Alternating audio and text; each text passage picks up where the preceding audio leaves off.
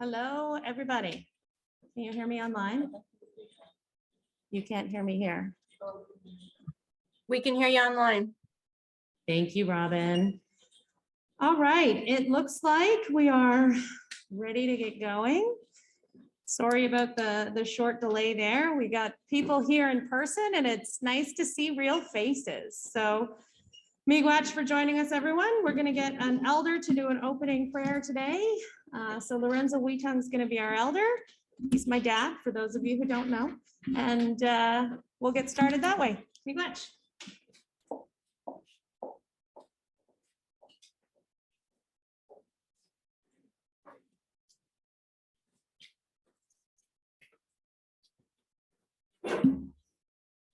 Bonjour. Chimatigamishneen. Oman Dunjabal.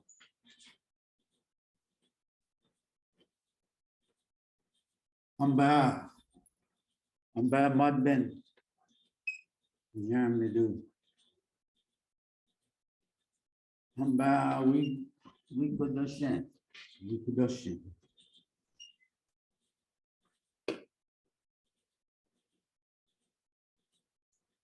I ask you, Creator, to come and sit here with us. I ask you, Creator, to take care of us. Our spirits are injured at this time, Creator. And we need healing from hiding. We need healing, Creator, from one another at this time. We need forgiveness and understanding.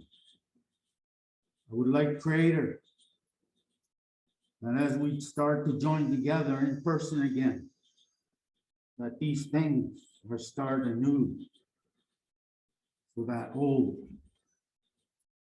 things are forgotten. I'd like to pray for everyone that's helped get this meeting ready today. And I'd like to be thankful for them doing that. I want to be thankful, Creator, for all of us for being able to come into this building today, to sit with one another and share.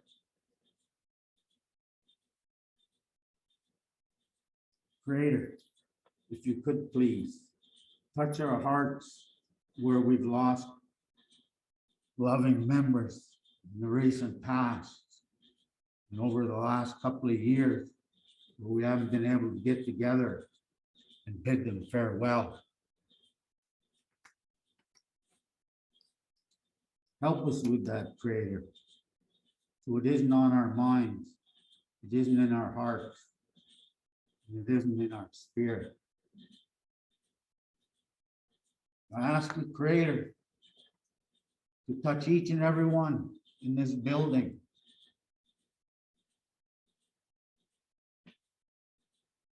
And bring their mind focus on the task before us here today. So I ask, Creator, be here with us. Please. Be blessed. Be blessed. Be blessed.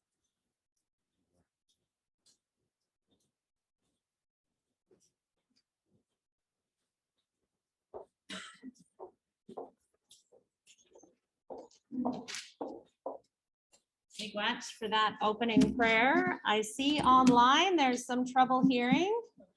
People don't usually have that issue with me. So we'll see what we can do to get the volume turned up online, and I'll make sure I'm being extra loud here.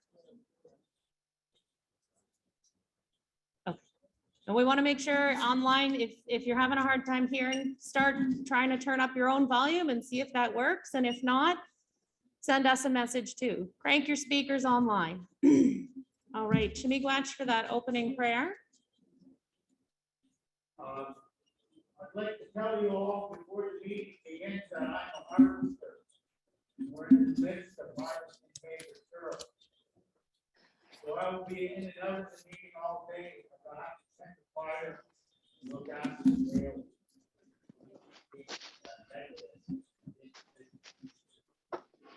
So for anyone who didn't hear that online, our elder has said he's got to go check on his sugar bush. He's going to keep working on that through the day, but he'll be in and out as he can. Me watch. And so was Robin online telling people that. Okay. Is it me? Is it up here? No? Where's this? There it is. I got it. It's done. Sorry about the technical issues. I think we got it sorted out. We had a conversation in the middle of the screen here. So I would like to welcome everybody to our annual general meeting.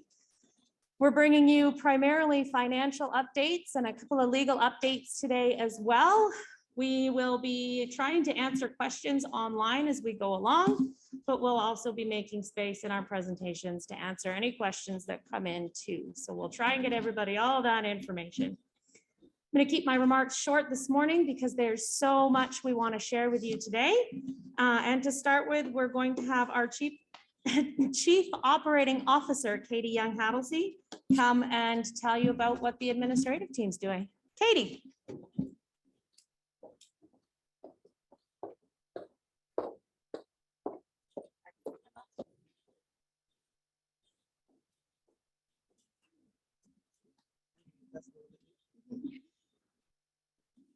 I'm up here, I can take my mask off. Good morning, everyone. Welcome to the annual general meeting. I have a few notes I want to go through, but over the last few months, I've really concentrated on what we've been working on over the past year. So I'm going to take this opportunity to look to the future and what we're working on over the next year. So please bear with me. I have some notes here, but I'm going to try to get through it pretty quickly. But I think first and most important is that Council has tasked me with with getting this community comprehensive plan up and running again. So this will be an update to the 2009 Paddles Up document that was done by some of our members and their associates. So we're looking to take that document, review it, and see where we're at, and then provide a new vision for the future.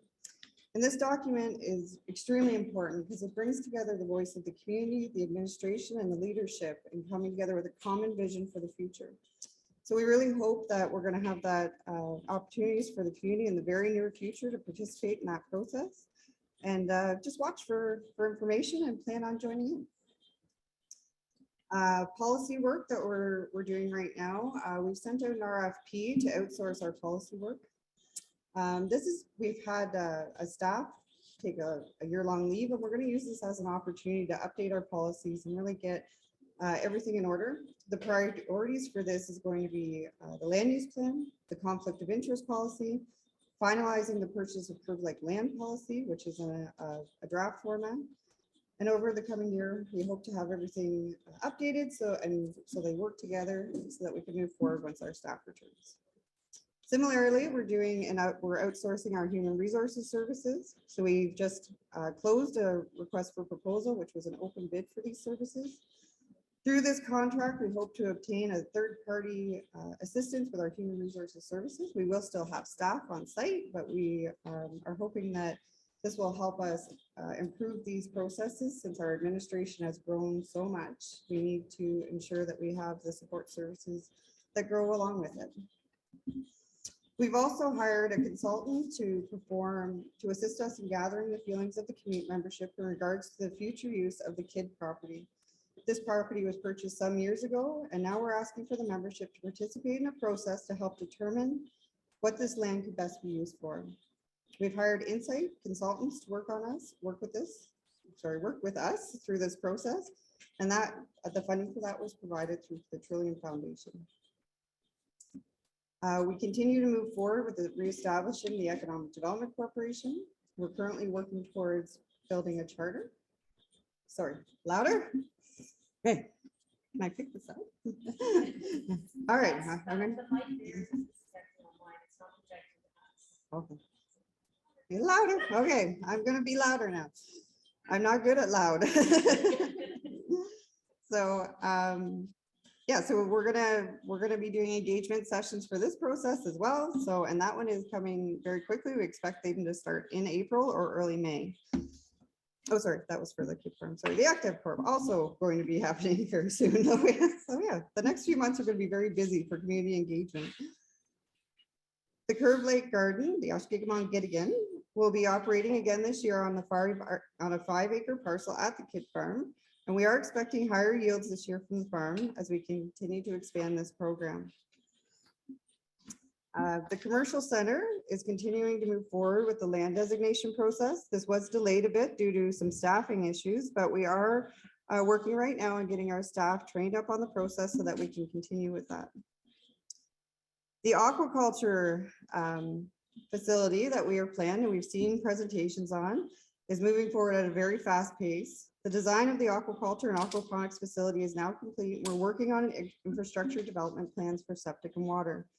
This project has been supported by Wabatech and NICFI, and we should see some exciting developments on this project in the very near future. If you do have interest in working in aquaponics or aquaculture, please reach out to our economic development department as we do have plans to do training in this area. Along the same lines as fishies, our micro hatchery program continues at the school and the daycare. And this is a program that takes, I don't know all the lingo, but we've seen videos on this as well. But basically we've walked the children through the process on spawning the fish, and then we release them. So watch for the videos of this. They've been really neat throughout the last year, and it's something that gives a nice visual representation of some of the work our staff are doing. Our tourism branding strategy continues as well. This is building on a feasibility study that was done just before the pandemic. And we have hired Bannekin to continue with that work. So we're hoping to have, we hope to assist our members in developing and growing tourism businesses through this strategy, both on and off reserve, to capitalize on the growing Indigenous tourism industry. So this will be a process that also has community engagement involved, and again, will be in April or May. So we may combine some of these sessions. We know there's going to be a lot. Through education, we are continuing to move forward with the new bill. The pre-build study is hoping to be completed this year for the school expansion. So that's an exciting project that's taken many years and a lot of effort, but we do see it continuing to move forward. We're applying for the reciprocal education approach in Ontario, and also the Regional First Nations Education Authority is being developed with ISK. Louise has told me that, though I don't know nearly enough about this, that she is available to provide any information on these subjects. Also this year, we're celebrating the 50th anniversary at our daycare. Watch for the details about the celebration, which will honor Dixie Bunn and her advocacy work. Our cultural and outreach programs continue to grow, and you may have seen by outside the Small Business Center that we have a new building, which we are calling unofficially our makerspace, but we probably will have a new name for it in the near future. You may have seen, this building is currently, I already went through that. Sorry, this is a space to allow us to hold programs, increasing our cultural programming and including our youth program that we've seen through the past summers that has allowed students to participate in a program that digitized cultural teachings. The powwow planning has begun for this year again, and our team is excited to continue with an in-person event. Again, this year we have not gone completely virtual yet, so we hoping to continue with that this year. But there will be opportunities for the community to have a chance to weigh in on how the powwow will be run this year. So please watch social media and the newsletter for information on that. In consultation, we just held our Harvester Symposium this past week, which was a really great event for great feedback. So we hope to continue meeting in smaller interest groups throughout the year to discuss specific topics in regards to harvesting. Our consultation team needs your input in order to help protect your rights. This is the beginning of regular ongoing engagement that we hope you will choose to be a part of. In health, our band rep program will be expanding this year.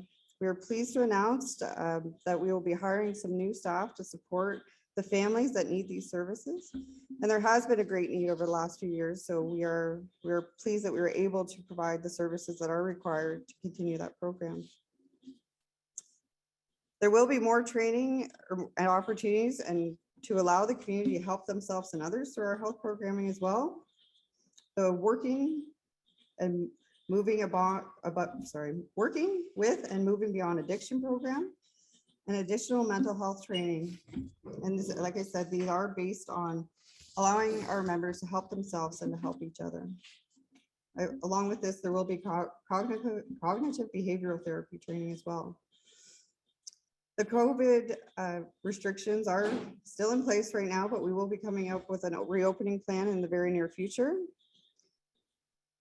Oh, and Robin's putting additional training opportunities in the chat. Thank you, Robin. Our PCR and our rapid tests do continue into the next year, and we are planning for more vaccine clinics, specifically fourth dose clinics and pediatrics clinics. There is a new gym membership programming as well, and we're offering new opportunities for people to get fit and stay active. And we're working on a feasibility study to see if there's an opportunity for us to have our own gym here in Curve Lake. Our housing staff have been working to coordinate the construction of 10 new homes in Curve Lake. These are 6 modular homes and 4 one-bedroom units. These units will be available for rent later this year through our regular application selection process. We continue to seek out funding to allow us to build more homes into the coming years. I did just say a gym. Sorry, the chat's popping up in front of me. We're going to hear more today about some of the stuff happening in water in the area, but you may have seen some workers out and around the community working to put together the plans for the new water treatment plant.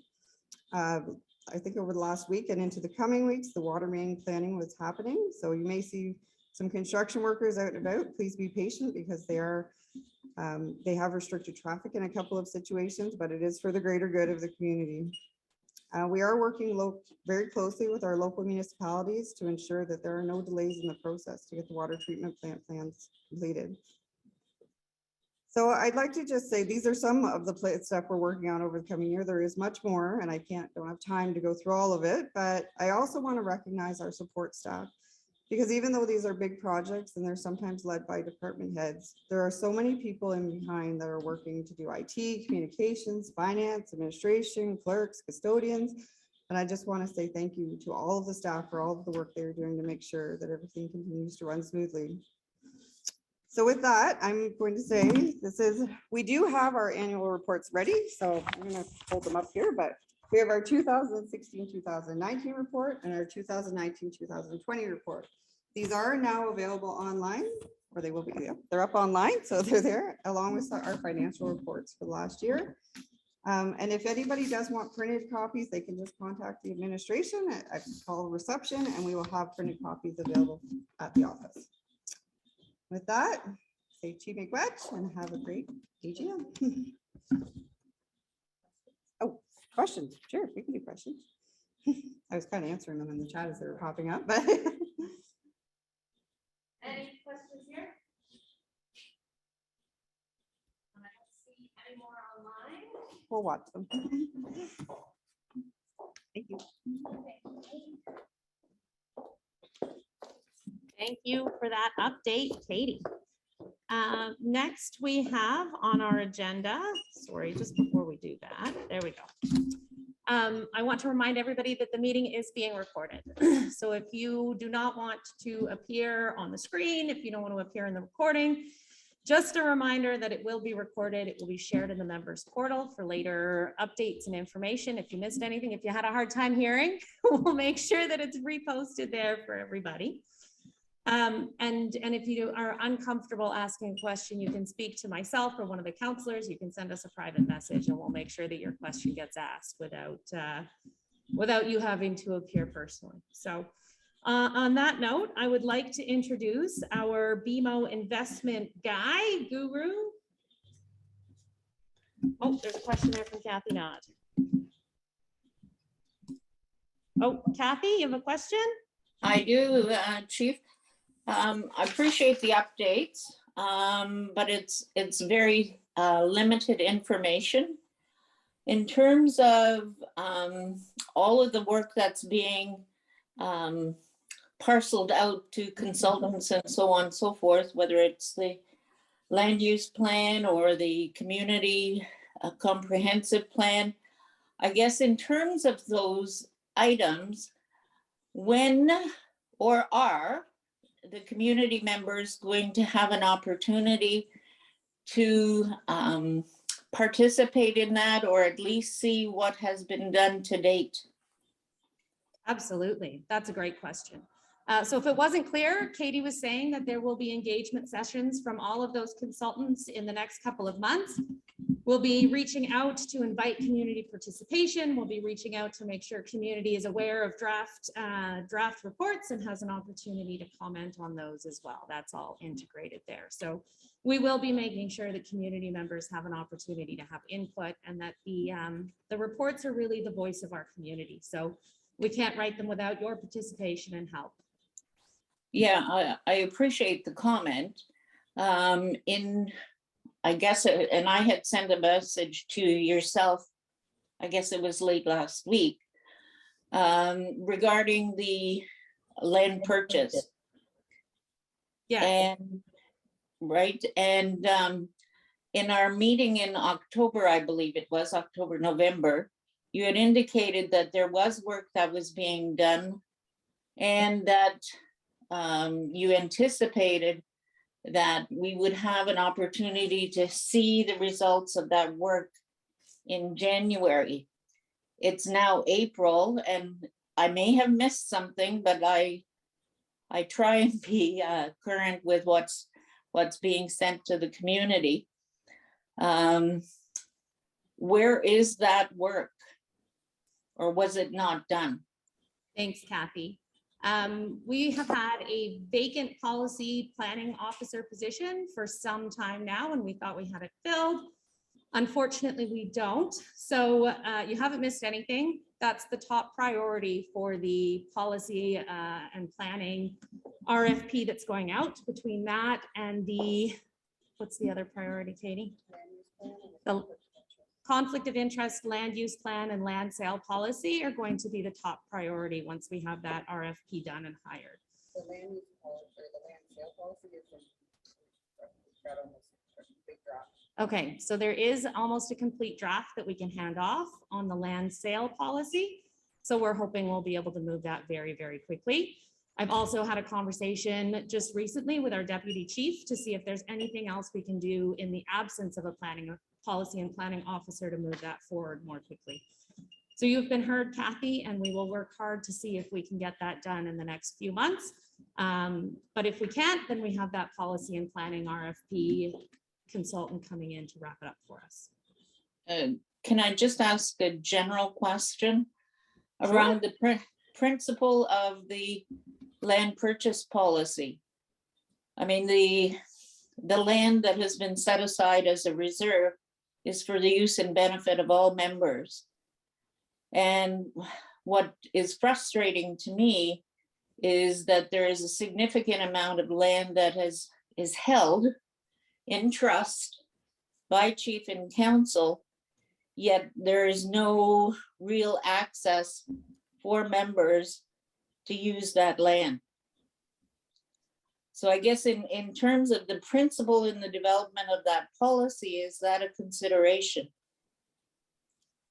In terms of the land use plan, absolutely, that's a consideration. Not land use, the land purchase. I'm not sure I understand your question, Kathy. Okay, I'll try again. So the land has been set aside as a reserve for the use and benefit of First Nation members. Correct? There are a number of parcels that are being held by the chief and council in trust for the membership. So as we're talking about land purchase, I'm assuming it's from council. Is there consideration of that principle in that policy? I don't have the draft policy in front of me. I know that the lands committee absolutely considers that in everything that they do. They're entrusted to consider the best interests of our entire community as they move through that process. So I have no doubt that it's been considered. If it's articulated in the policy or not, I don't know yet. But if that's a priority for the community, we can certainly make sure that Well- that's included there, absolutely. Whether it's a priority or not, it is the responsibility of council to Yep. ensure that the land is there for the use and benefit of members. I agree. But so whether it's there or not, you do have, as chief and council, you do have that responsibility. I agree, and I can assure you that every time we have a conversation, our council considers that, for sure. Anytime we have a conversation about land use and land planning, it's definitely in the mind of all of our councilors. Okay, well, I look forward to the draft because I'm sorry, but I don't believe that you understand my point. So I look forward to the draft, and if there is a draft, it would be really appreciated if it would be shared with the community. It will be as soon as we have somebody who can champion that process. Absolutely. Thanks, Kathy. Next on our agenda then, we have Jonathan Cheek, our BMO investment guru, who has taken us through the pandemic in terms of our investment and is here today to share with you where those investments are at. Jonathan? Good morning. Thank you, Chief. Good morning, Chief, Council, and community. Thank you very much for having me. And yes, love to walk you through a bit of an investment update here. We can actually move to the next page, I think. Thank you very much. So just as a reminder for everybody as to how Curve Lake's investments are managed, we have the arrow above a strategy called balanced. And generally speaking, we have a target of about 50% of the money invested in high quality dividend paying stocks and about 50% of the money invested in fixed income securities like bonds. Okay, so that balance generally gives us a nice balance of income generation and some growth.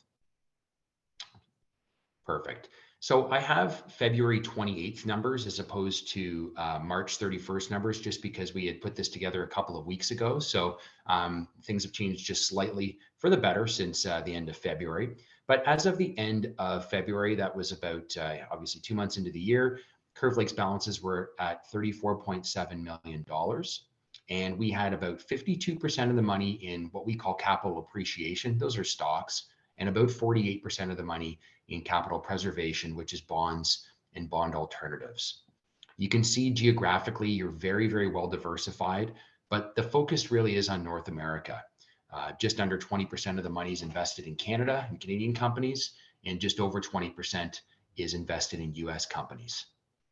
One of the things that we are tasked with doing on your behalf is shifting these percentages around as the economic cycle progresses, and as we see opportunities or risk. So we actually trimmed Canadian stocks a few weeks ago, taking some profits because last year was an extremely good year for Canadian and US stocks. So we trimmed those back and added that to the capital preservation side of the portfolio. So taking profits and moving them to the safe side of the portfolio is one of the things we do as the cycle matures. We can go to the next slide. Thank you.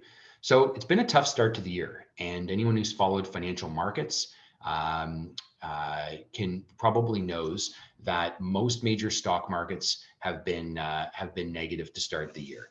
The Canadian market actually has held up relatively well here, basically flat in the first 2 months, but most global markets pulled back somewhere between 5 and 10%.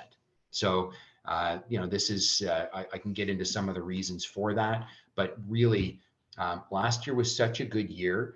You can sort of think of the investment markets as taking 3 steps forward and then 1 step back. And right now we're taking that 1 step back. So we call this a correction when things are down sort of 5, 10, 15% or so. Okay. On the right-hand side of this chart, this also shows fixed income. So this is bonds. Bonds actually, as interest rates rise, bonds decline in price. So you can see the black line that says overall the bond market was also negative for the first couple of months of the year at negative 3.4%. But if you look at the 3 green lines, it's a very mixed story. So again, when interest rates go up, long-term bonds tend to go down the most. That's the longer line here, whereas short-term bonds protect capital a little bit better. I can say with half of the money in fixed income securities, our job is to try to make sure that, you know, you're really well protected as rates rise. And generally speaking, the portfolio does hold up well in this rising interest rate environment because we focus more on short-term bonds, midterm bonds, and bond alternatives. And I can certainly take questions afterward to go into more depth on that. But suffice it to say, we don't have any exposure to this long green line, which is long-term bonds in the portfolio. Next slide, please. Thank you.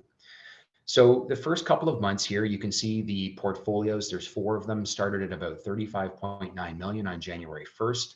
There's been a correction or pullback of about 1.2 million to start the year. That's about 3.4%. So we've seen a decline in the first 2 months of about 3.4%. But overall, since the portfolios were open, the investment value added or the investment gains are still sitting at $4.7 million. So you're still way, way, way ahead of where things were. But certainly the first couple of months of this year have been a bit rocky, and we've given back some, but certainly not all of the gains that were earned last year. So I just have a few slides here on what's going on in the world. I think a lot of people, a lot of clients have asked me, what's driving markets right now?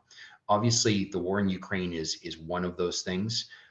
These questions here: how long will it last? Will it spread beyond Ukraine? What does it mean for oil prices? Frankly, nobody knows the answers to these questions. It's an unsettling situation. But as it relates to investment markets, as it relates to the economy, the main themes are that oil prices are much higher than they were before, and some agricultural commodities have also really, really shot up in price. Things like corn and wheat, which are produced in Ukraine and Russia. So, the bottom line is that this war is actually driving inflation a little bit higher because of the higher costs of some of these commodities. And it also slows growth a little bit as, attention is focused toward the war and away from other things. It affects confidence. It obviously affects, things like tourism in Europe. So it's, an unfortunate situation, and we're seeing that feed through in commodities prices. Next page, please.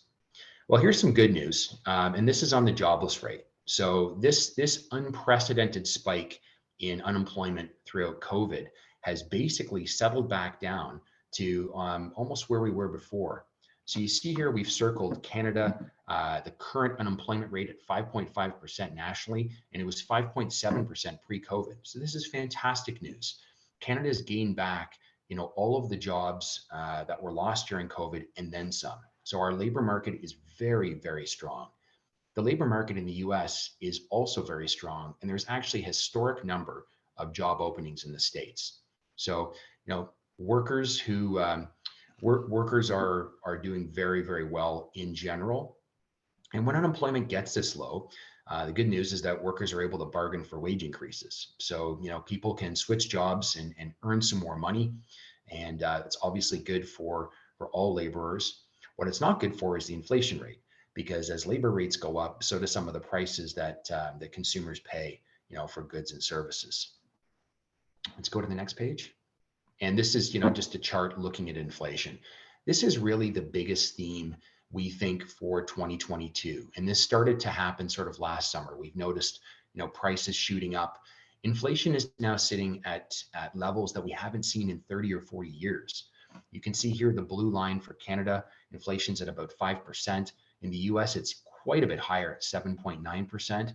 We certainly expect it to simmer down a little bit later this year and come back down quite a bit lower than that, but still well above historic norms. And historic norms is, inflation between 2 and 3%.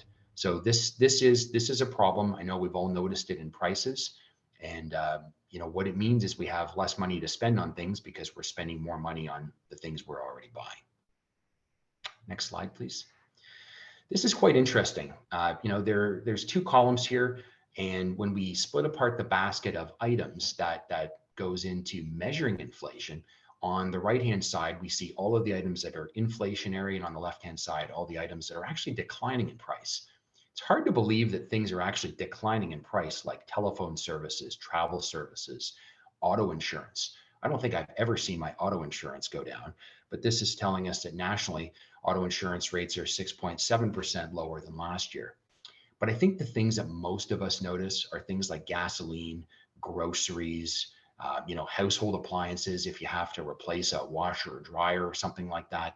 And those items have risen, very, very rapidly. Gasoline and natural gas, those are the ones that are affected by the war in Ukraine, but they're also affected by the fact that there's a lot of consumer demand. So as the economy reopens and we're doing more, we're driving more, we're visiting friends, we're getting out a little bit more, there's a lot more demand for, oil and gas, basically. But I thought this was an interesting slide to look at, just to remind us that there are, in fact, a few things that are going down in price every year. Next slide, please. Housing's another one. And as Canadians, I don't think we can have a conversation without talking about housing from time to time. It's basically our, one of our favorite topics of conversation. The blue line here is showing us that Canadian house prices on average have gone up 28% year over year, an astronomical percentage gain. And of course, that's a national average. You can see that the picture is mixed, highly skewed toward Ontario. I had no idea that an average price home in Hamilton was over $1 million now. I wish we had Peterborough on this chart. I don't see it, but at the bottom we say here, price surge in small cities and cottage country. So you've probably seen in some of the lakes districts around Curve Lake that cottage prices and rural homes have really shot up in price. These price gains are frankly unsustainable. We can't have housing rising in price 10 or 20 or 30% per year for very long. House prices have to slow at some point because incomes just can't support them. So one of the things that the Bank of Canada, of course, is doing is they've signaled to everybody that interest rates are going up. And they've started that approach of raising rates. They did that in March.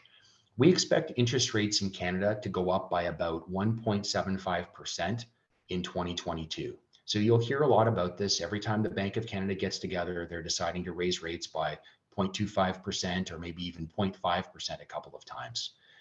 Keep in mind that, the whole point of raising rates is to slowly apply the brakes to the economy to slow down demand so that inflation will slow down. So this is in recognition of a very, very hot economy, and it's something that just needs to be done.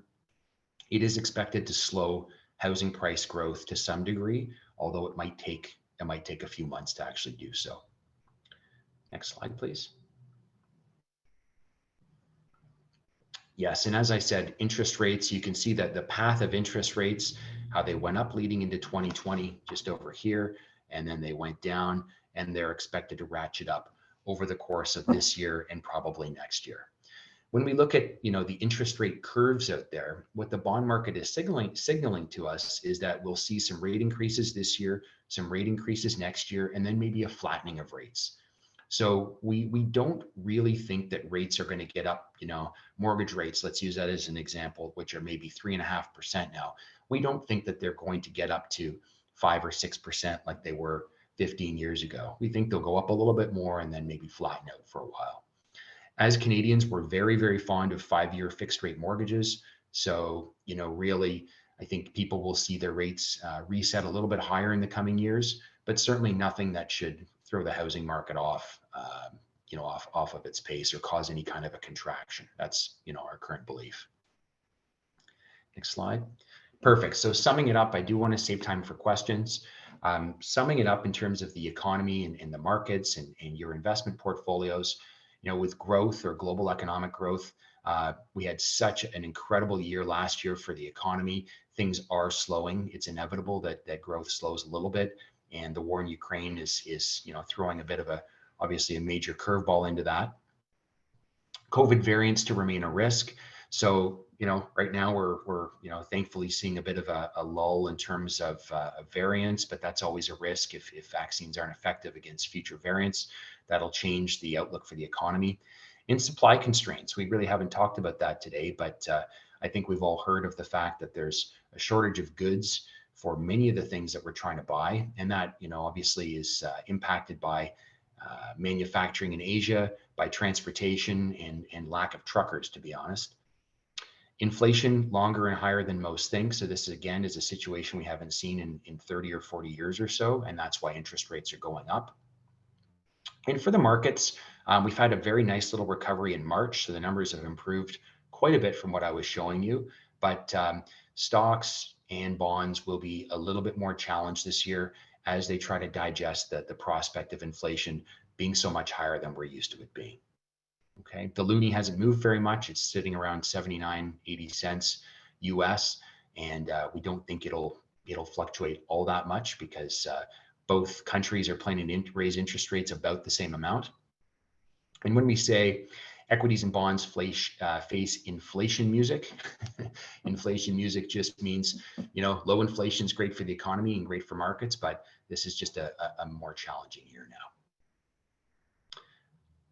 I think we'll skip this slide and maybe I'll pause here. And yeah, just at the end of this package, if anyone's interested, you can see the specific companies that are held in the Canadian, the US, and the international portfolio to get a sense of what we've invested in on the stock side of things. And on the bond side, certainly if anyone's interested in that information, I can provide it to the Finance Committee. I'll pause there and see if anybody has any questions. Maybe I'll just open up the chat here.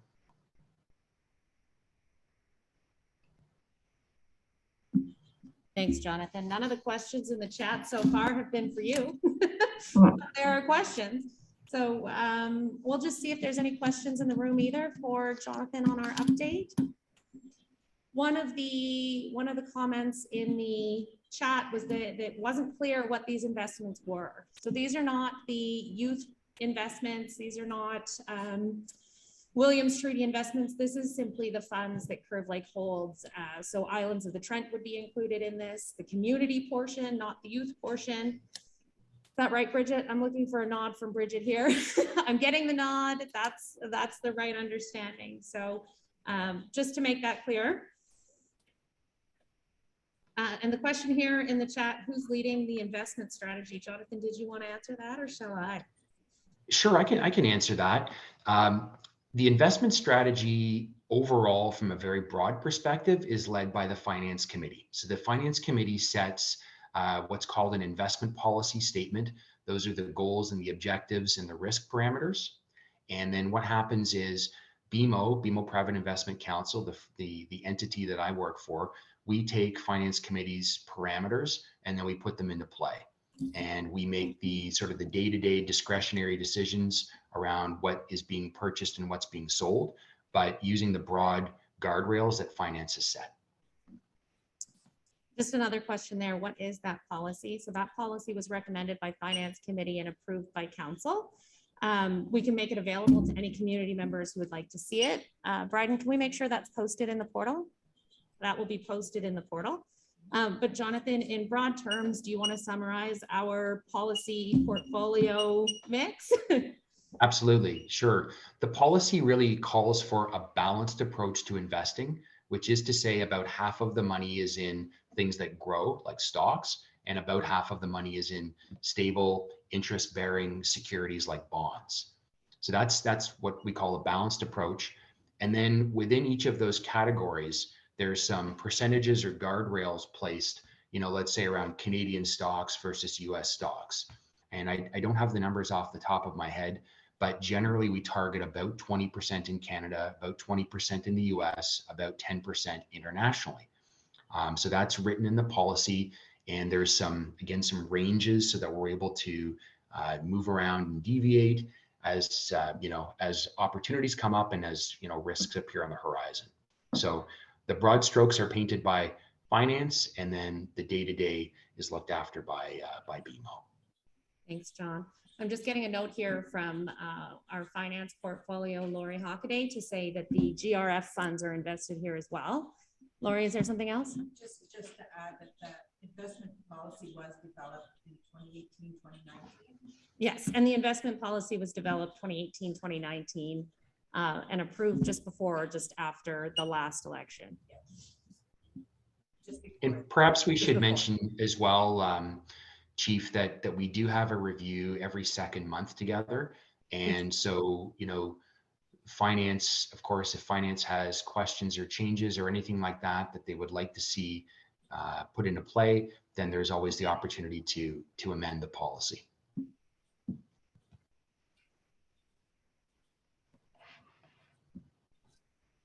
Sorry, I'm trying to watch the questions on the chat here, and I'm not doing a very good job up here.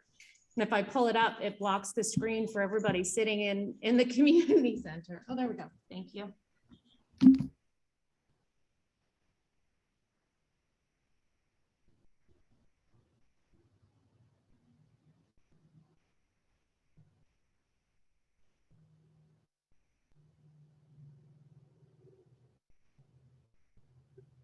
Somebody muted me. Is that a message? Does the policy allow for withdrawal from investments, Jonathan? Does the policy allow for withdrawal from investments? That would be different than an investment policy. An investment policy would set out how we invest. The withdrawals from investments, I believe that would be something separate. That would be something that finance would dictate itself. In broad terms, can withdrawals be made? Absolutely. We only need 2 days notice. But in terms of the purpose for the funds, that would be up to the chief counsel, community, and the finance committee. Did I answer that properly, Chief, in terms of withdrawals? I think so. I'm sure we'll get more questions if you didn't. And then there's just a comment online. Everyone should have access to the mic here. We certainly will accommodate that. If anybody here in the community center wants to come up, you're welcome to. I'll get out of your way. And if you don't want to come up, I'll just repeat what the comment or the question is. So we're trying to maintain some social distancing and keep everybody healthy. So that's the other thing. And then another question, is this where youth invest? This is not where the youth trust funds are invested. This is other investments that the community holds. So just to make that clear once again. This is primarily GRF funds and the community portion of the Islands of the Trent, not the youth portion, mostly. And we'll get more of this information, I'm sure, from our auditors who are up next. Are they here, Audrey? Okay. So I will now introduce, we have usually Steve Porter and Dwayne Potter to come in. Sorry, Jonathan, thank you so much. We really appreciate the information. Thank you very much. We appreciate, on behalf of BMO Financial Group, we really appreciate Curve Lake's business, and thank you for having me today. Thank you. Bye-bye. Gotta remember to wrap it up before I move on. I'm too excited to bring this to you. So we have our 2021 audited financials. We have Baker Tilly here to present that to you and to answer any questions. And I have Bridget to nod at me or nudge me if there's anything we're missing. So we have Steve Porter and Dwayne Potter, as long as I haven't mixed those two up. I got a thumbs up from Bridget, I'm good. So I will turn it over to Baker Tilly to bring those forward. Thank you both for being here.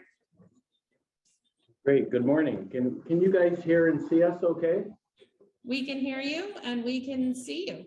Great. We had 2 minutes ago, Dwayne was going to have a minor heart attack because we just weren't quite connecting the way we had hoped to. So I'm glad we got over that little technological challenge. Okay, yeah, Dwayne and I are here as part of the Baker Tilly audit team. And we're going to just talk a little bit about the fiscal 2021, excuse me, Curve Lake audit. And just to give you a little bit of an idea, our job as your auditors, I always tell everybody that we're in the verification business. Curve Lake has a good finance team led by Bridget and accompanied by Stephanie, who look after the day-to-day transactions and so on, and all of the various financial elements that need to be managed in the First Nation throughout the year.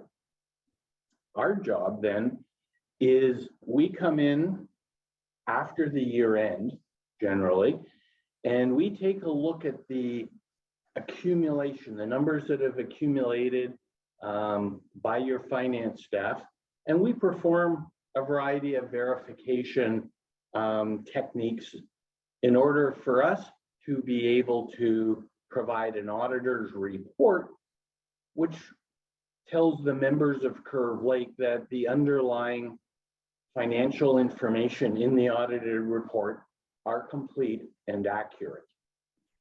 So that's kind of an overview of what we do, our primary responsibility as auditors. Sometimes I find we get confused, people, that we don't do the accounting. We're here to verify that the accounting has been done correctly. Sometimes we assist in making accounting judgments and so on. So you'll see up on the screen there, the results of the audit that we perform are our independent auditor's report. And in this auditor's report, it's what we call an unqualified audit opinion. And it's what Chief Counsel and members of Curve Lake would expect to receive from us. An unqualified or clean audit opinion essentially means that we found through our audit work the underlying numbers to be complete and accurate, as well as the presentation follows professional accounting standards. Curve Lake has to use public sector accounting standards, and some of the measurement and disclosure requirements are also outlined by Indigenous Services in Canada. So there's kind of two different bodies that direct how do the financial statement format come out the way they are. And we work with your finance staff to make sure that that in fact is satisfied as well. That's kind of the secondary from the verification work we do. Now, the previous slide, if we can go back to it just for a quick moment, it had noted that really management and through management. One more back. Pardon me? We need to go back one more slide. Okay, yes, thank you. I may have mixed mine up, Wayne. Maybe that's the problem when I was making some notes. So, yeah, so one of the things, what this shows here is to bring forth the fact that the Curve Lake management is really responsible for the financial statements. And that's why I wanted to reiterate that that is where the accounting function happens. The Curve Lake management ensures that there's systems of internal control built into the financial operations of the First Nation, and they oversee all the financial reporting process. They may use us as sounding boards occasionally in different areas, but it's your management of Curve Lake that really drives the process, the whole accounting process at Curve Lake. So that's kind of what we wanted to highlight on that slide. The next slide talked a little bit about some of the work, and I've talked about it, assessing risks. We look at internal controls, all of which gets us to the point where we issue an auditor's report. And as I said, we issued an unqualified auditor's report this year, similar to what we have in the past. If, for example, there was a concern that would have led us to wanting to qualify the auditor's report, we would have met with the finance committee and or council right away. If we ever see anything that we are uncomfortable with in any manner, and that could be, sometimes you can qualify an auditor's report just because a client wants to account for something one way and it just doesn't fit with accounting standards. Our access is to the finance committee and council to discuss. Fortunately, of course, that was not the case this year. Our audit went quite well. Again, this was the second year of auditing in a COVID environment. It's almost like we're getting good at it, but I'm certainly hoping we don't have to keep doing that. We did most of the audit electronically, and that throws an extra layer of work on the finance staff at Curve Lake because there's a lot more scanning of documents that we needed. I know that Dwayne and the team were out there for a few days in July, I believe it was, Dwayne. And it's so much nicer to get out there and work with everybody in person. And hopefully for this year's audit, we'll be able to do more of that. I think the audit moves along more efficiently if we can be there in person. But of course, with COVID, you have to work around the limitations that COVID created for all of us. It still kind of creates a little now. I mean, we're kind of getting out of it, I feel, but not completely. I still carry a mask with me, by the way. I don't know if that makes sense or not, but. So then we're going to talk a little bit about those numbers, the numbers that I mentioned that we provide verification work on. An example of verification work is if Curve Lake, for example, the cash balance there, the $5,564,000, we do a variety of audit procedures to verify, in fact, that number is accurate. So Dwayne is going to kind of talk a little bit about some of the financial highlights, as well as what do some of these accounts and numbers actually mean and represent to Curve Lake members. All right, thanks. So yeah, you've got your financial assets at March 31st. I'm sure one of those got December on there. And the financial assets are your cash and items that will be turned into cash eventually over the next year or the next number of years. And within those assets, you've got cash and investments, just over 36 million. And that's increased 6.2 million from the previous year. And the last line in there, Williams Treaty cash balances, those are also cash, 54 million down from 60 million, and that's a decrease of 5.2. We'll get into the changes of those. Mainly your cash increase because you got a lot of funding during the year that you hadn't spent, and you'll see that in your deferred revenue later. The Williams Treaty cash decreased mainly because of payouts to members during the year. You're due to government and government organizations. Those are just receivables that you are receivable from the governments that you just hadn't received yet at March 31st. And that's up 160,000, and that's just due to timing. And most of those items were received just after year end. Your other accounts receivable, a number of different items included in there: service charges to non-members, accrued interest, Union of Ontario Indians, and Original Labor Force Development Circle, all items included in there. Your mortgages due from First Nation members. Not a lot of new loans during the year, so that decreased to 230,000, and that's mainly just principal repayments on those loans during the year. And your funds held in trust by federal government just increased just because of interest earned on that balance during the year. So overall, 96.2 million, up just over $1 million from the previous year. And I want to make the comment, Dwayne made it earlier. For some reason, we have December 31st on all of our slides. We've only proofread these about 8 times. It should be March 31st. So while we're really good at verifying numbers and making sure they add, we're not. I can see that we could polish up our proofreading a little bit. And I just want to bring that to everyone's attention that, as Dwayne mentioned, the year end is March 31st. 2021. And for some reason, our program has defaulted back to December. So I apologize for that. And just want to reiterate that wherever it says December, we mean March. Sorry about that. Go ahead, Blaine. Wanted to, don't know what happened there, but. Yeah, the next slide. It's just a graphical representation of the numbers on the previous slide.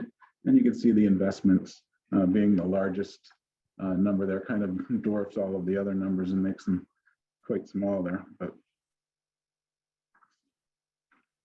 just the same totals in a graphical format. The next slide is your financial liabilities at March 31st. And financial liabilities are items that are required to be paid out over at some point, and they'll be paying cash out to alleviate those liabilities.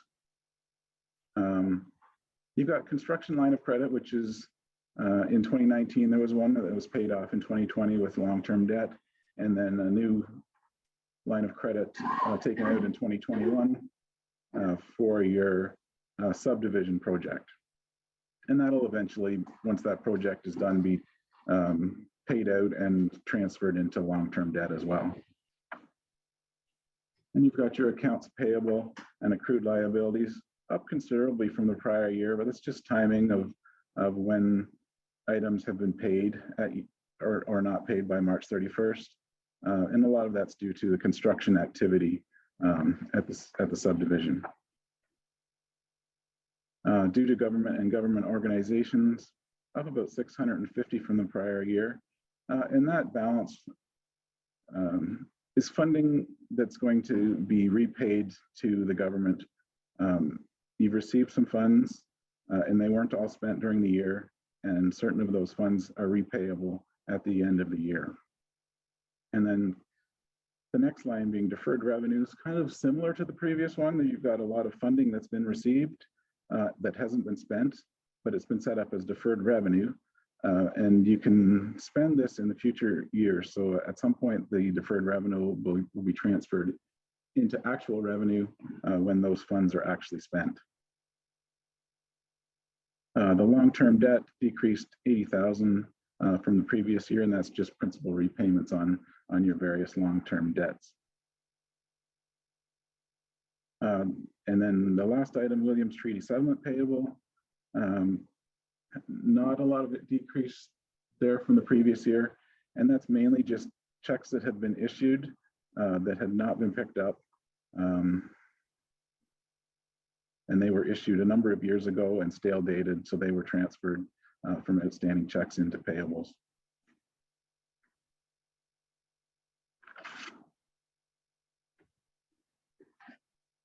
The next page, same as the previous one, just in a graphical format. And you can see the one big thing there is in 2021, the large increase in deferred revenue. There was a lot of funding that was received that just wasn't able to be spent by the end of the year. And that's been set up as deferred so that you can spend that in subsequent years. Non-financial assets, different from financial assets that will be turned into cash. These are assets that will not be turned into cash or are not expected to be, as they are typically used to provide service to the First Nation, and that being your buildings, equipment, roads, things like that. So those don't get turned into cash. And you can see that your tangible capital assets, 18.7 million, up from 16.1 in the previous year. That's an increase of 2.6 million. And that's the two things that are in there. You've got 3.4 million of new assets that were purchased or constructed during the year, and $800,000 of amortization.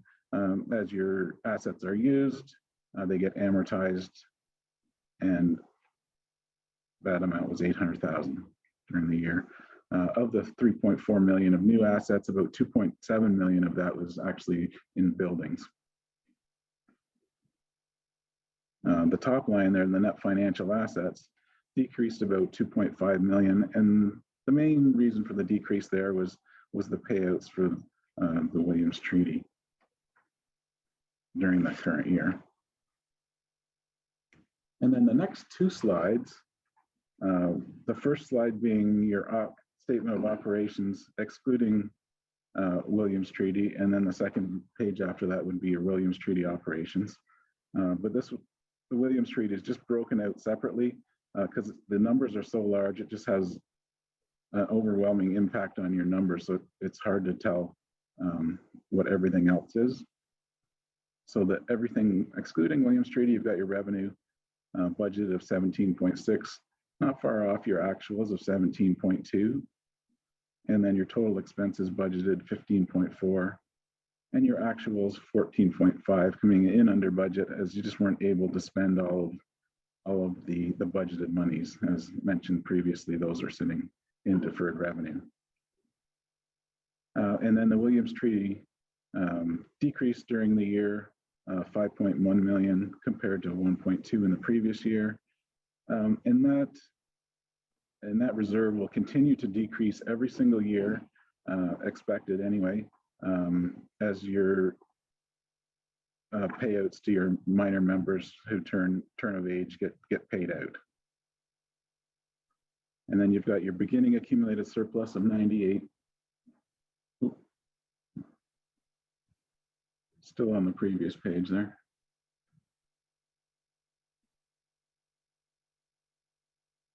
Just back one page, oh, just one page.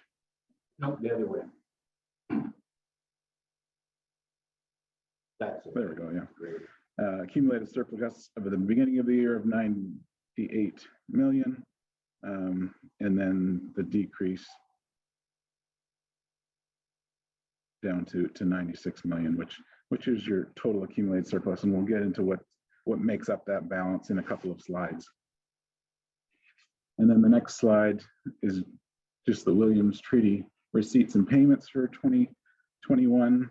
You can see interest of just under 600,000, and then your approved distributions to new members and now eligible minor members, 5.7 million, which makes up that 5.1 million change, which was on the previous page. So then you've got your opening reserve of 54 million, less the 5 million change down to your ending reserve of 49 million, and that'll continue to decrease over the next 18 or so years until everybody that was eligible has been paid out.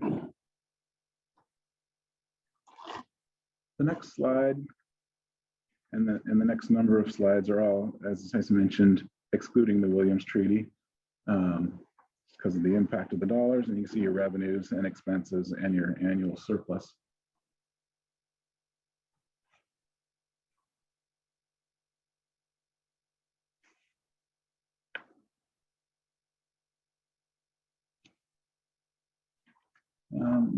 Just back one slide.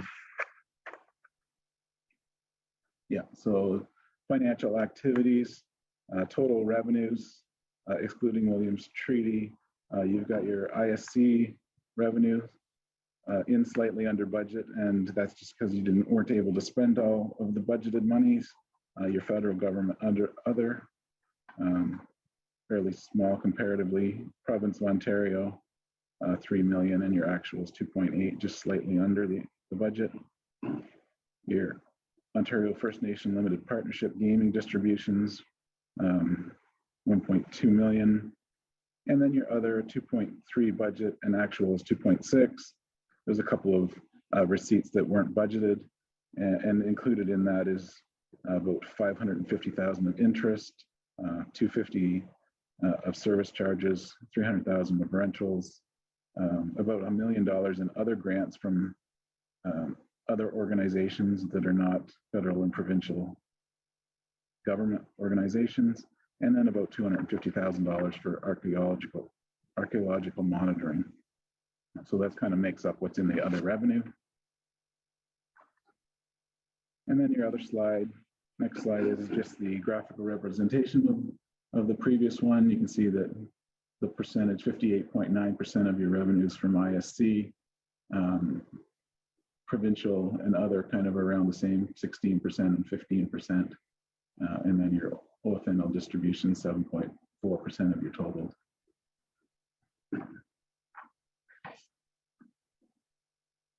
Next slide being your financial activities and your expenses, kind of breaks out the total of expenses of 14.5 million down into your various departments. Just a couple of highlights. Your administration, you can see that's a little bit over budget and over the actual from the previous year. The increase there is mainly related to COVID expenses, and those COVID expenses were all costs that were covered by various different fundings as well. So it's not like that was an out-of-pocket expense. And then the third line down, your economic development actual expenses, $1 million, both over actuals and budget. Included in there is about $200,000 of expenses for your commercial center studies that wasn't actually capital expenses, so it wasn't capitalized. And also about $100,000 in land consultation that wasn't budgeted for. So those are the reasons for the increases there. Everything else is kind of fairly comparable to your budget or under budget. So that's good to see. The next slide, just the same numbers in a graphical format. You can see your various departments and the percentage of your total. So education at 35% and health at 18% are your two largest areas. And the next slide is that accumulated surplus number of 96.2 million. And these numbers here include the Williams Treaty because we can show it as a separate number. The top section being your surplus, and included in surplus is your invested in capital assets, 15.8 million, and an operating surplus, which includes both your general operating surplus and your Islands of the Trent surplus, and that totals 11.9 million. And then the bottom section being your reserves and reserve funds, and you can see the changes from the previous year. The Williams Treaty decrease of that 5.1 million. Not all of your OFN LP gaming funding was spent during the year, so there's an increase there that was transferred to the reserves. Your housing reserves actually decreased during the year because you spent a lot and transferred some of that reserve to pay for the housing construction. The held in trust is just the interest increase. And the main change for the other reserves is about 490,000 surplus in the education that was transferred to reserves to hopefully pay for a new school at some point.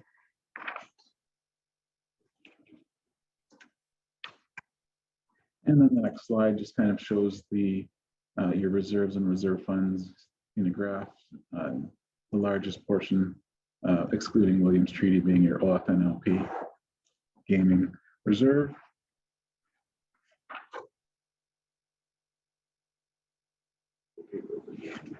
Yeah, looks like Steve's saying there are a couple of questions in the chat maybe. There's only one. This is the last slide, so we'll take them at the end here.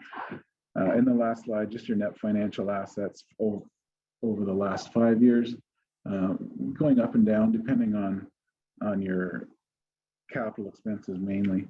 But you've got over the last 3 years anyways, not a large variance from year to year. And at the end of 2021, being $28 million in net financial assets. So that's a good position for the First Nations.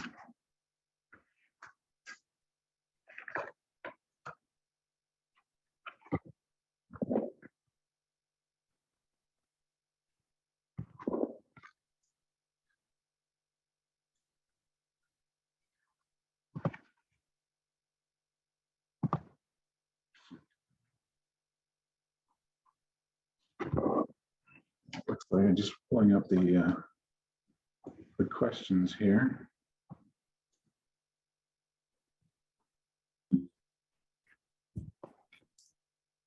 Thanks, Wayne. Thanks, Steve. I think I can help you walk through the questions there. I believe the first one Does the slide on the Williams Treaty Reserve include the 10 million set aside for community projects or only for member payouts? And I verified with our expert in the community center here, Bridget, that includes the $10 million from the reconciliation fund. And I don't know if you break it down internally that way or not, or if you have anything to add to that, Dwayne. Yeah, there's separate accounts that the management has set aside those various things into 3 different accounts. You've got the Williams Treaty externally restricted 10 million. You've got your distributions of 36.2 million, and then the interest has also been broken out in a separate reserve just to keep track of the amount of interest that you've earned on those funds, and that's just almost 2.9 million. So all 3 of those are included in that Williams Treaty number. Thank you, which takes us right directly to the next question. Has Curve Lake invested all the Williams Treaty money and are we keeping the profits? The short answer is it's not in an investment account. It's separate from the funds that John Cheek presented before you guys got here. And that we haven't done anything with the interest because we've made a commitment to return that to community members. Is there anything you want to add to that, Steve or Dwayne? It's all still there, right? Yeah, it's all still there.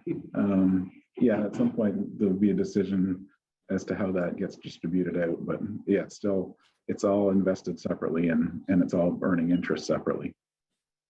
Thank you. And then there was a question, would the housing mortgage revenues be included in other? And I think that was the slide before your accumulated surplus slide. Yeah, the housing mortgage interest revenues are included in the other, and that was the part of the interest of 550,000, I think I said it was. So that interest of, back to the slide, one more here. Yeah, 550,000 of interest just on general funds. That doesn't include the Williams Treaty 600,000 interest. But yeah, that includes all of the interest from mortgages, your investments. You get your various investment accounts for Islands of the Trent, your general, and your OFNLP. So I think just to clarify the question, would the housing mortgage revenues be included in other? Yes. Yes, thank you. And then there was the 2.0 million change in housing revenues was due to what? The housing reserves decreased because there was, let's look at the amount here. There was a certain amount that the council had set aside for the construction of the new subdivision. I think it was just over 2.5, it was 2.5 million. And at the end of 2020, there was still 2.2 million in that reserve. And then it decreased 1.6 million to 587,000. So there's only 587,000 at the end of March 2021, still in reserve to cover additional costs for the subdivision. Thank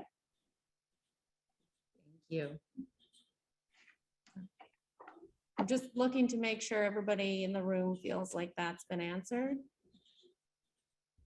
Is that good?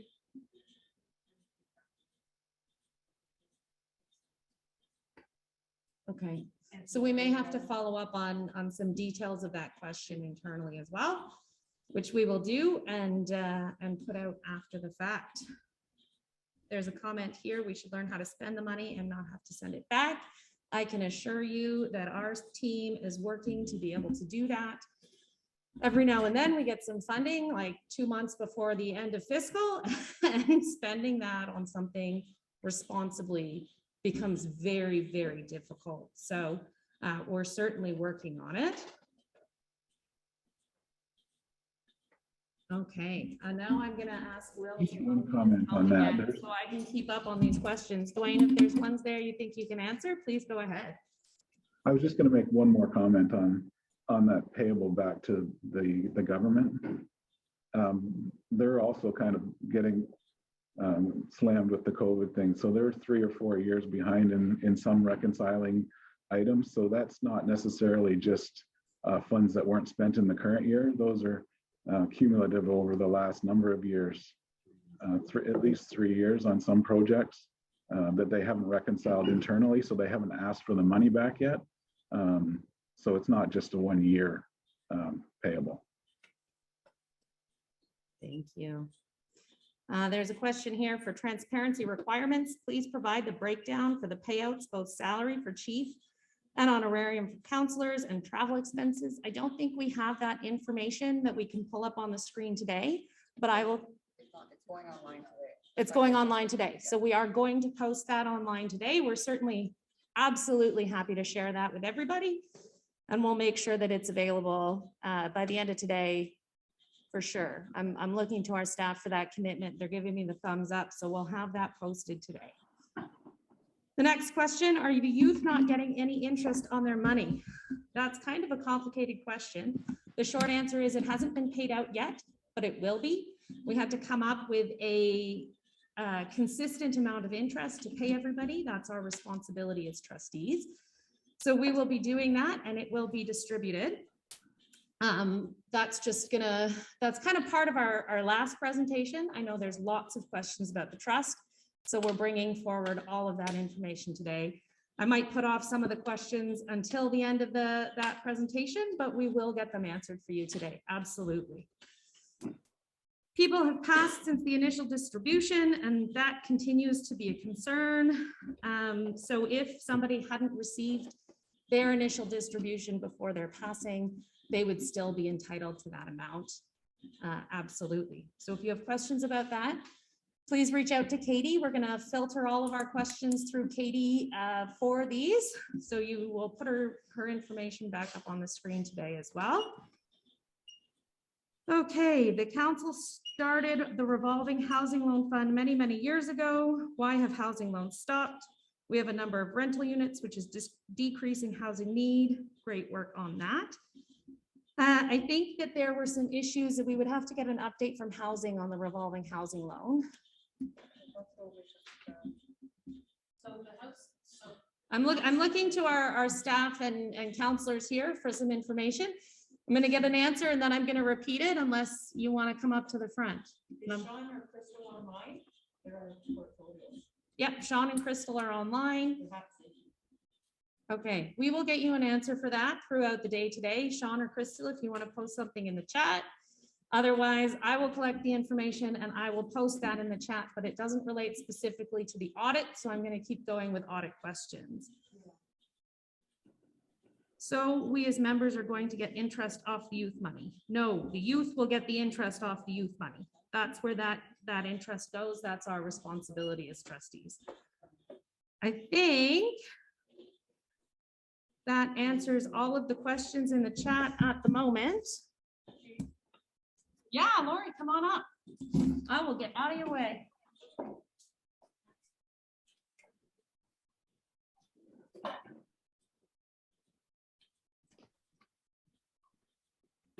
Yeah, I just wanted to acknowledge and thank the Finance Committee for all their hard work, just in making sure our members' interests are addressed and accountability is being taken for our membership and our community. A big miigwech to Andy Hogarth, Adam Munnings, Brent Wheatung, Ashkaniqua Wheatung, and Carol Taylor on behalf of the chief and myself, as well as a big miigwech to our finance staff, Bridget, Steph, and Samantha Young.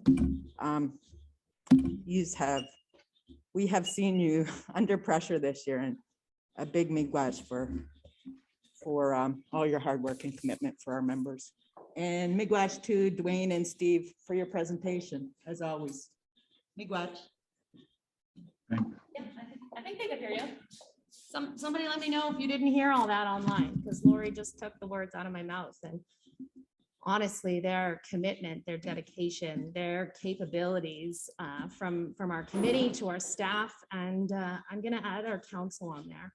Our council's commitment to financial awareness, financial understanding, and financial transparency is incredible. I'm gonna get emotional. It's really, really fantastic. Thank you, Steve and Dwayne, for that information. We really, really appreciate your coming and sharing it. And again, if there's any additional questions, we are always happy to share those with Steve and Dwayne and get answers back out to community. Miigwech. Thanks for having us. Yeah, thanks for having us, and hopefully maybe next year we'll all be back in person. And I gotta admit, I miss having the lunch that we had there the last time we went out, Dwayne. It was delicious. I won't tell you that it's happening again today then, all right? Well, that'll just make us that much more anxious, Chief, to get out there in person next year. And I certainly hope we're all in a position where we can do that. Me too. Miigwech, thank you. Thank you very much for having us. So in keeping with the council's commitment to financial transparency, to financial standards and meeting the bar, we have for many years been considering a financial administrative law. You'll have seen that we opted into the First Nation Fiscal Management Act about a year ago, so we could embark on this process. And we wanted to bring this information to community. So the financial administrative law has been considered by our phenomenal finance committee for a couple of years now, and the ones before us as well. And it will allow us to have greater control of our finances. It will allow us to enter into 10-year funding blocks, and it will provide the highest standard of accounting processes and pieces that way. So we're excited to share with you the financial administrative law presentation from the First Nations Financial Management Board. You can send any questions throughout this presentation to CLFN meetings. And we have Jason Pelche here to do this presentation for us. Jason, thank you so much for bringing this information to our community. Miigwech. Okay, Miigwech, Chief. Weetung, very, very pleased to be joining your community meeting here today. Just let you know that my name is Jason Pelche and I come from the Wequemcong unceded territory. I'm very pleased to be coming to you today from Wequemcong. I'm a proud member and resident. So I'm very excited to be online with all of you, and I look forward to spending the next half hour with you, sharing our presentation on how FMB could support your nation. So so before getting started, I'd like to acknowledge and recognize the lands of the Curve Lake First Nation located within the Treaty 20 Mississauga territory and in the traditional territory of the Mississauga and Chippewa nations, now known as the Williams Treaties First Nation. So just want to acknowledge that at this time. Okay. So just a bit of a snapshot of what we'll be providing you with some information today. I'm very excited to let you know about the First Nations Financial Management Board, and we are still supporting First Nations remotely through these unprecedented times, and I'm looking forward to when we can all get back together in the same space. And as Dwayne mentioned just moments ago, it'd been nice to be able to join us and have a fantastic meal that I'm sure you're offering today.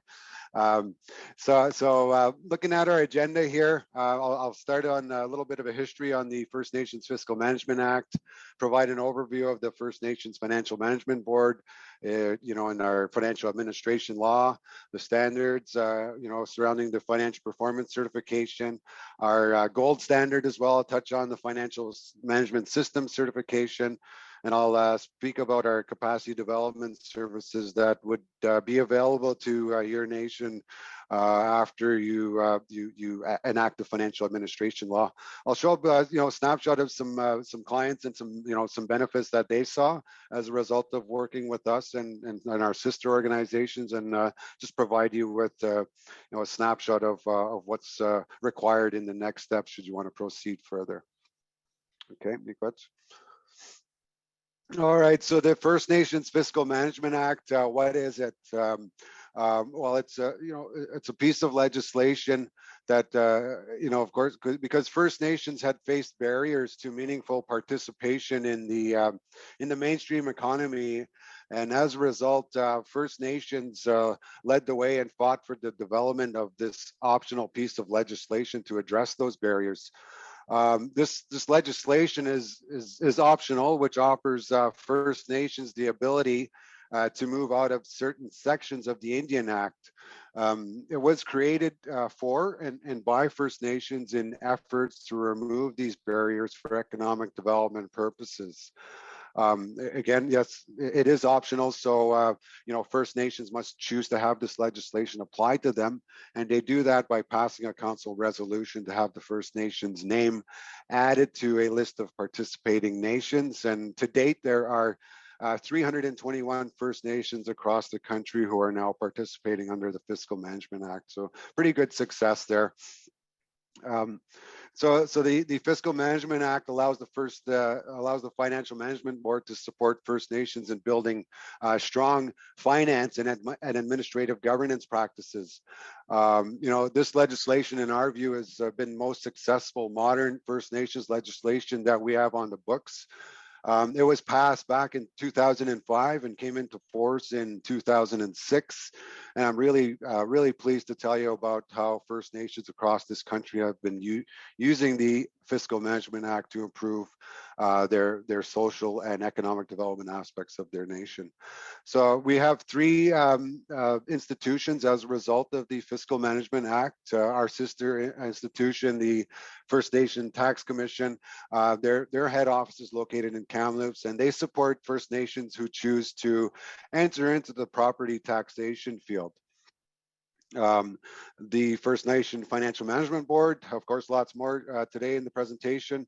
Our head office is located in West Vancouver, but we have offices as well in Winnipeg, Montreal, Ottawa, and some sub offices in the Atlantic region. And then finally, our other sister organization, the First Nations Finance Authority, they're located in West Kelowna, and they offer some affordable financing options for First Nations after you come through the door of First Nations Financial Management Board, and I'll show you what that looks like. Okay. Just went back there.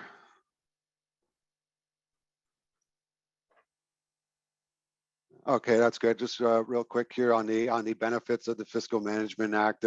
Essentially, it provides obviously new pathways for First Nation governments to participate in the economy through being able to leverage local revenues by with using your lands. There's a proven framework to build or enhance financial management systems, and that's what I'm hearing from the Curve Lake Finance Unit and the Chief and Council, that they're looking to build and enhance the financial management systems. This will also enable access to long-term affordable financing to support those social and long-term economic development goals of the nation, and options for increased fiscal powers, just as Chief Wheatung mentioned. Ability to look at the 10-year grant that is available through Indigenous Services Canada. Okay. So what is the First Nations Financial Management Board? We are a national First Nations organization. If there's one thing that you remember today, please remember that the FMB is here to support your nation. Of course, it's upon request to either build or enhance your existing financial management systems. Yeah, I see a question here. So I see a question from Kathy Nod. The comment, use their lands. What does this mean? So essentially, nations, the Indian Act, doesn't allow us to, as First Nations, use our lands as collateral currently. When you're accessing financings, that's been something in the books for quite some time. So the Fiscal Management Act has a mechanism there where nations can look at using those options and exercising your real property. If you want to, if you have cottage lot leasing, so to speak, we'll say that, or if you're leasing property to non-Indigenous businesses, then you can, use those local revenues that you generate through those mechanisms, and essentially obtain financing and leverage those local revenues in the long term. I hope that answers your question, Kathy.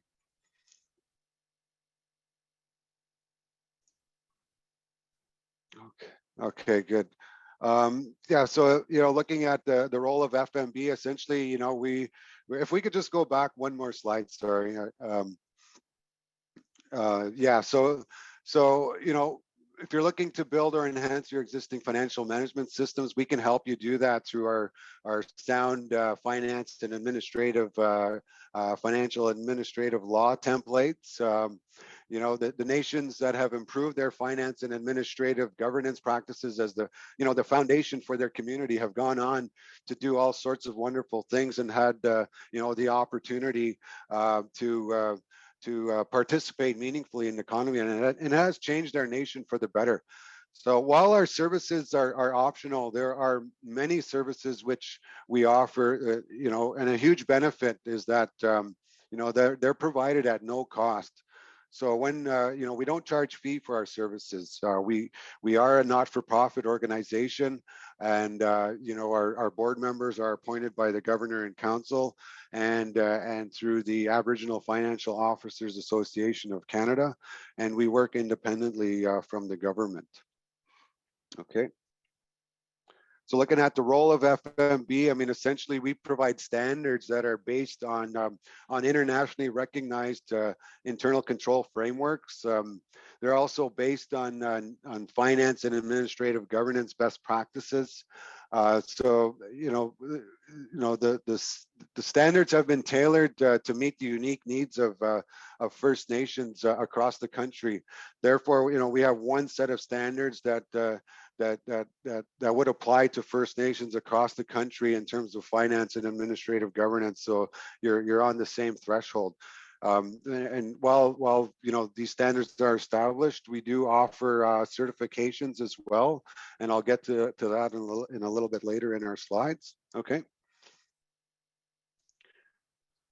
So the FMB, we offer so many different pathways, so many reasons why a First Nation would want to choose to work with us. The first, of course, is a First Nation that wants to build or enhance their financial management systems. So we can support your nation to enact a financial administration law.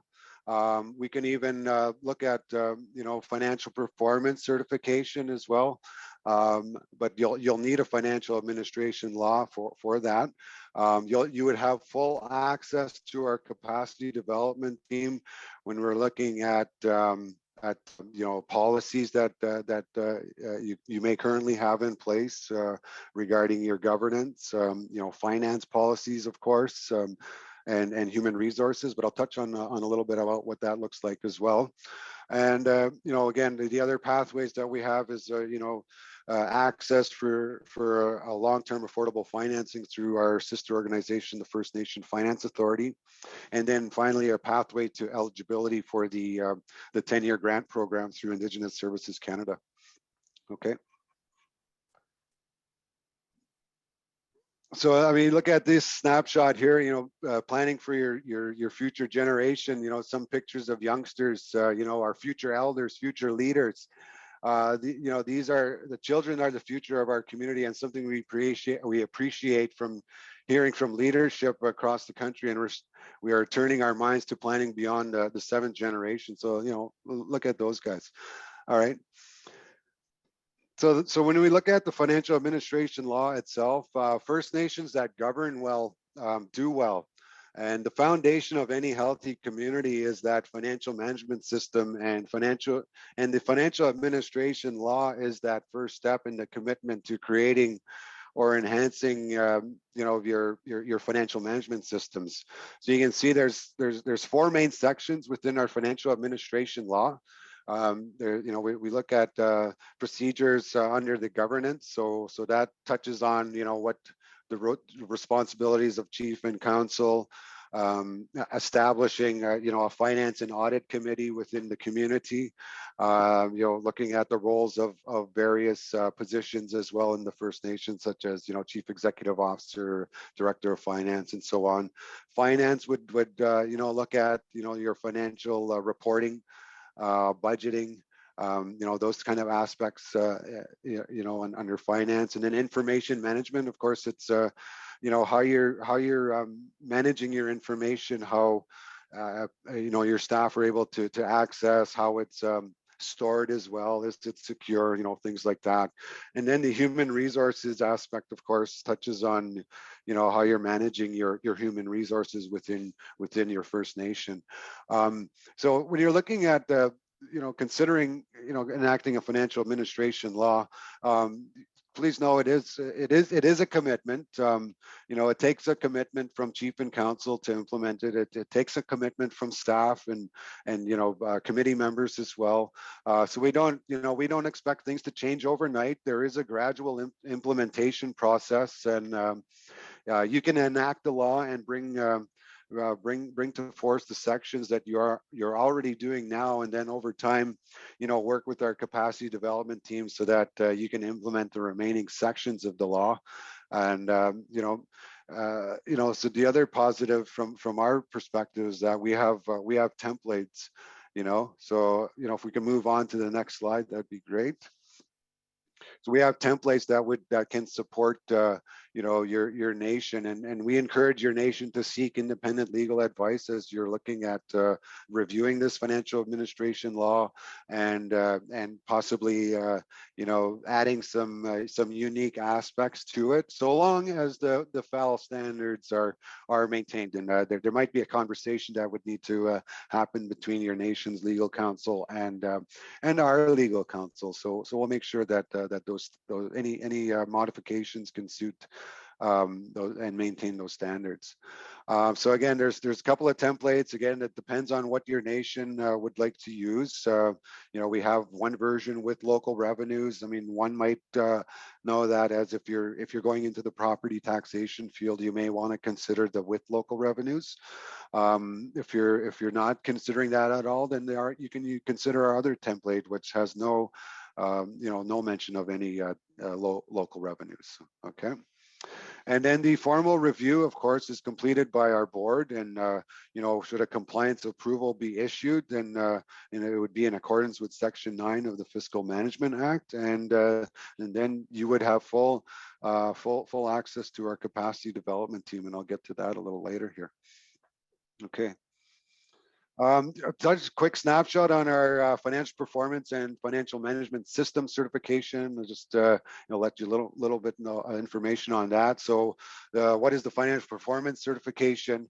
How do you get this? Well, you submit 5 years of signed and audited financial statements to our organization. We have a team of accountants on our team in our standards and certification who will run the calculations and do the assessment. So I mean, it's a point in time assessment of the financial position of a nation. It's a tool to evaluate how well a First Nation is using its resources, provides a measure of overall health of the nation, and you know, again, is used to determine borrowing, your eligibility to become a borrowing member of the First Nation Finance Authority, if you want to go down that route. Okay, so before you can get that, you'll need to enact the law, and then we can work with you in seeing if you can obtain financial performance certification. Okay, moving on. Financial management system certification. Again, this is our gold standard. This is where we want to, you know, see all of our First Nations get to. Currently, right now, there are 51 First Nations across Canada that have this coveted financial management system certification. What this means is that the First Nation has enacted their law. They're implementing their law, and they're following their law. And you know, as they work with our capacity development team on your way to your journey to become financial management system certified, you know, it would go through some testing to ensure your nation is complying with the law. So again, it takes a commitment to get here. You know, from the time a First Nation enacts a law, it may take, you know, I've seen as quick as 3 months to, you know, 3 years. I've seen as high as 7 years. So it all depends on you know, where your nation is starting from, because each First Nation starts at a different starting point, and that's okay. Because some First Nations don't have any policies, and that's fine. We can assist them right from that point. We also have First Nations that have existing policies, and those may just need to be adapted to make sure that they're meeting the standards within the financial administration law. Okay. All right. So moving on. So some benefits, of course, you know, when would have heard from your finance staff members and chief in council that they're looking at a financial administration law in order to promote transparency and accountability to the members and to other stakeholders and business partners. You know, it organizes finance and governance practices. So, and then you'd be able to obtain support to develop or enhance those policies and procedures. And then again, just have that access to financing and rates. And then it shows everybody out there that you operate on high standards, adds credibility to your nation. Okay. So our capacity development team, you know, it's such an exciting area of work that we do at FMB. Can't say enough about what our capacity development team does. And you know, you know, we're looking at this attracts a lot of. You can go to the next slide. This attracts a lot of First Nations to FMB. You know, you might not have any interest in borrowing, you know, the financial performance certification to become a borrowing member of First Nation Finance Authority, and that's okay. But you may just want to, you know, improve your capacity in terms of governance, finance, human resources, and information management. So here are, you know, some examples of all the different workshops, tools, and trainings that we offer. Again, you know, at no cost and upon request and upon, you know, your nation enacting a financial administration law. You know, normally our capacity development managers would come to your nation. Of course, you know, when we can travel, we would do so, but for the time being, it would still be virtual. So you'd have access to our capacity development services there. I've got a link on the bottom of this slide here. I'd invite you know, you used to have a look at that link. It, you know, so has our tools and templates if you want to just kind of check those out as well in your own time. Okay, miigwech. So, you know, once you're in with FMB, with, you know, enacted a law, and you have a capacity development manager assigned to your nation, they'd begin with providing a readiness assessment. Essentially, where are you? You know, what are you doing today? And then establish a work plan on, you know, looking to try to become FMS certified. So there'll be a few phases there that they provide. You know, we're looking at policy and procedures, whether it's establishing or just kind of adapting or tweaking existing to set out who does what, right? And then, you know, looking at policy implementation and training. You know, we hear strategic planning. If you want to look at things like budgeting, or risk management, and you know, conflict of interest as well. You know, so there's many areas that we can cover for training. And then, of course, you know, if we can get you to FMS certification, you know, essentially testing out your you know, how you're operating the nation daily, and are you doing what you say in your financial administration law? Okay. Yeah, so some clients and benefits. Yeah, we'll go to the next slide. So who's on our journey with FMB? So, you know, as of our last board meeting of February 2nd, 2022, we have 321 First Nations that are scheduled to the Fiscal Management Act. Out of those, 237 First Nations have a financial administration law in place. And 193 First Nations have a financial performance certificate. So they're become a boring member of First Nation Finance Authority. And then we have 51 First Nations with financial management system certification. So we want to definitely increase that number and support nations to become certified in financial management systems. Okay, taking I guess a closer look here in Ontario. Or in Canada, just a bit of examples of what nations have done with, by obtaining, enacting a law and obtaining financial performance certification. If you can move to the next slide, please.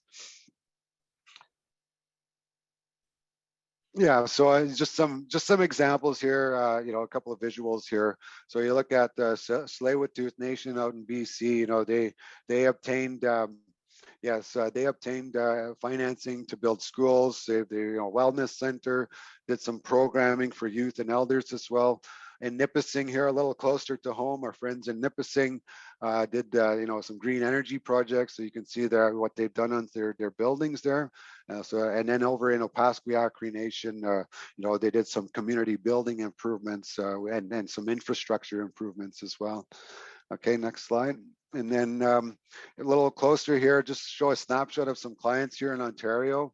So we have about 29 First Nations with a financial administration law.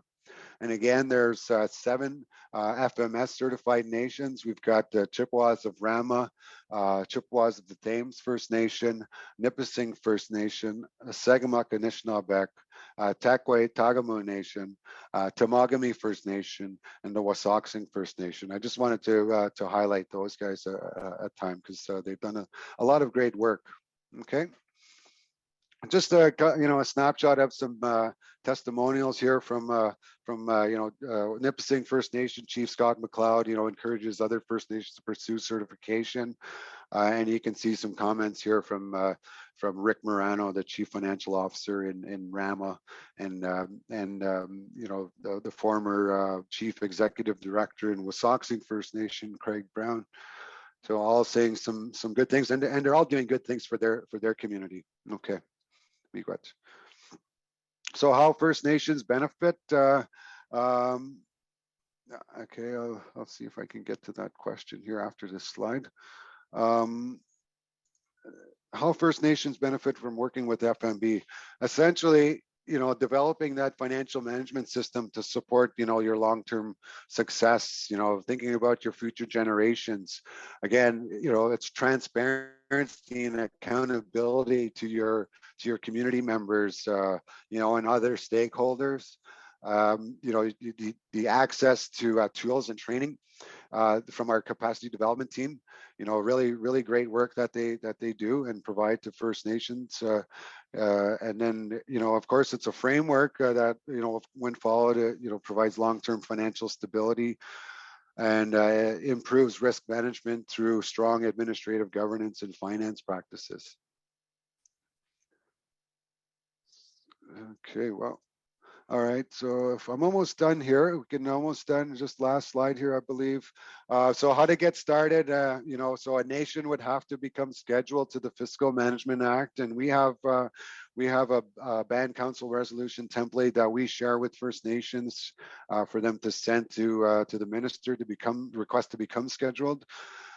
We do ask, to work with the Financial Management Board, that the nation sign and submit a letter of cooperation that just signifies a working relationship between First Nations Financial Management Board and your nation to review and assist in development of the FAL, Financial Administration Law. And you sign and submit the Band Council resolution to have FMB formally review the Financial Administration Law. Upon receipt of those documents, we can issue, we have about 7,500 in funding available to your nation to offset legal fees incurred by your legal counsel for FAL review and development. So, we like to extend that out to nations. And then, after that, you'd be looking to drafting your financial administration law. If you have any modifications you'd like to make, please submit a draft, and we'll make sure that we can have those reviewed and make sure they meet the standards. Your financials, make sure that, submit your financials signed and audited over the last 5 years. So if once you obtain finance compliance approval for enacting a financial administration law, you'd access FMB's capacity development team and potentially earn financial performance certification to access First Nation Finance Authority. Okay, Miigwech.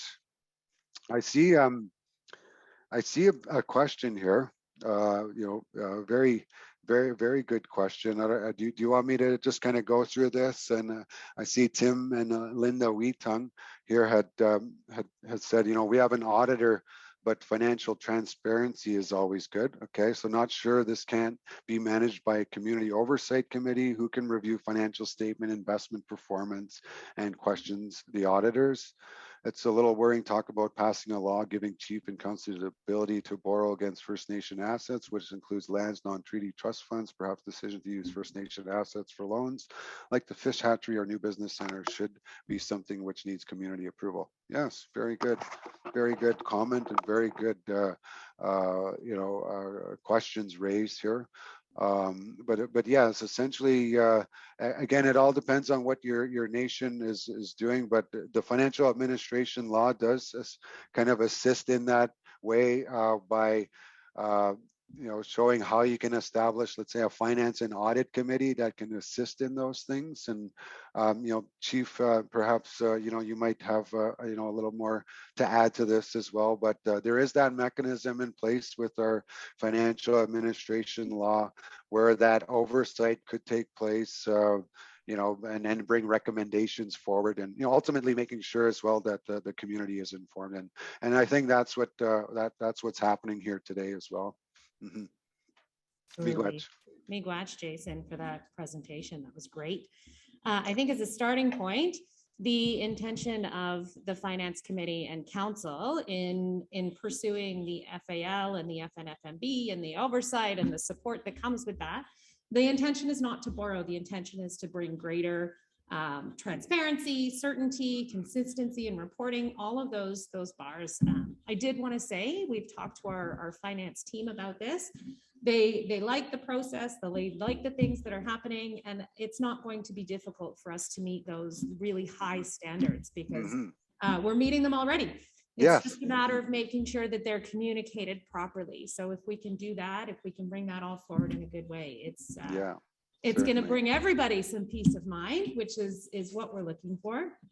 Having said that, I fully recognize that leadership changes, that times change, that business opportunities change. So we will make sure as we move forward with this process that those comments are considered in terms of bringing forward any sort of major borrowing by the First Nation to community. So thank you for that comment, Tim and Linda. We will make sure that that continues to be considered and talked about as we move through this process.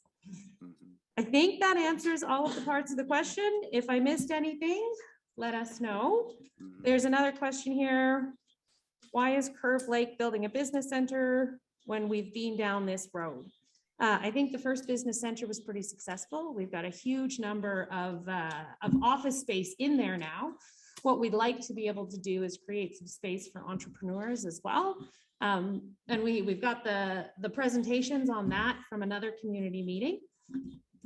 Angela LaValle's just said that office is not a business. We completely agree. So we want to create incubator space for new business startups. We want to create retail space for businesses that want to operate. And we want to keep those employment opportunities in the office space as well. So it's just about growing community sizes, growing community businesses and all of that. So we can maybe flag the business center presentation that was done a year ago, 2 years ago. Yeah, so maybe we can pull those together in a package on our website or our members portal so they're accessible. Will there be a vote on this kind of law? I don't know that we've made a decision on that. The Chinook-Nagawan would have required a vote on this type of law. We didn't pass the Chinook-Nagawan, so that's part of the conversation that Finance Committee and Council are going to have. We don't have a decision on that yet. What is the cost of to the First Nation of being a member of the FNFMB? Jason? Yeah, great question. So I mean, looking at what type of costs potentially coming to the First Nation, should you work with FMB? Very pleased to let you know that all of our services come at no cost to the nation. It is upon request, of course, right? So if your nation is looking to utilize our services and enact, the financial administration law, then you will have full access to our capacity development team to assist in policies and procedures and any training needs that the council or staff may need, as well as committee members. Yes. Thank you. And there's significant funding from the federal government and the FNFMB to support the process of exploring this to create greater financial accountability. Jeff?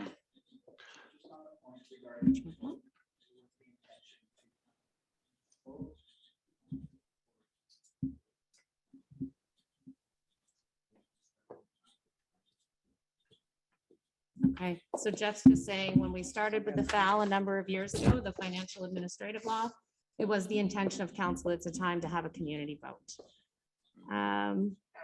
So then there was another question here. It's frustrating that there are significant developments without a strategic plan for the community.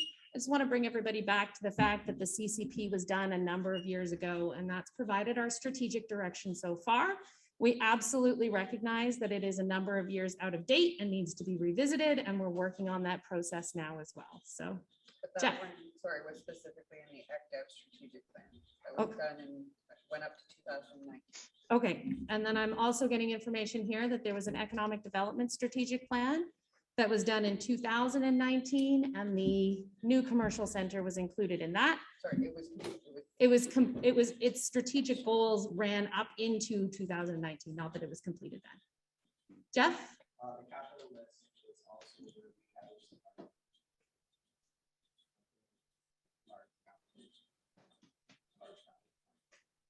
Can you say that again? so our capital list. Our capital list? Yeah, is where we also larger projects. So our capital list is also where we've committed to doing those larger projects, and it's included on that as well. So it's not a new thing. It's been in the work for a number of years. It just needs to be updated. It absolutely needs to be updated, and we've committed to doing that, and we're working on all the pieces that go into updating that. Our finances are in great condition. Why break what's not broken? I don't think anybody's breaking it. We're just making sure that it's all communicated. It gives us access to greater ability to direct our finances to our community's goals over a 10-year period. It increases slightly the amount of funding that we get in a given time. So it's really allowing us to govern ourselves more in terms of our own strategic needs, our own priorities, and the health and well-being of our community. If there was a question about how we were financing this all. Yeah. Who pays for the services? That question? It's all from.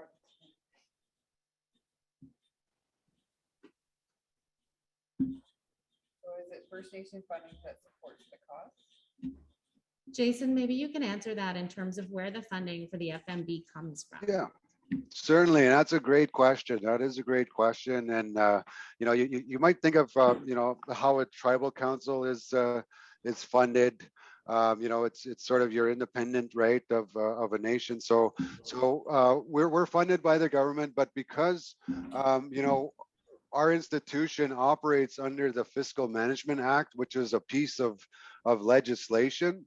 The government, has to support, this legislation. So, and because of the work that's been done, since FMB has been established, they see FMB as subject matter experts in financial management systems, and that adds credibility to our organization, and the work that we do certainly adds credibility to First Nations who enact the financial administration law, because you're considering using what we have available and operate on high standards, right? So yeah, we're funded by the government.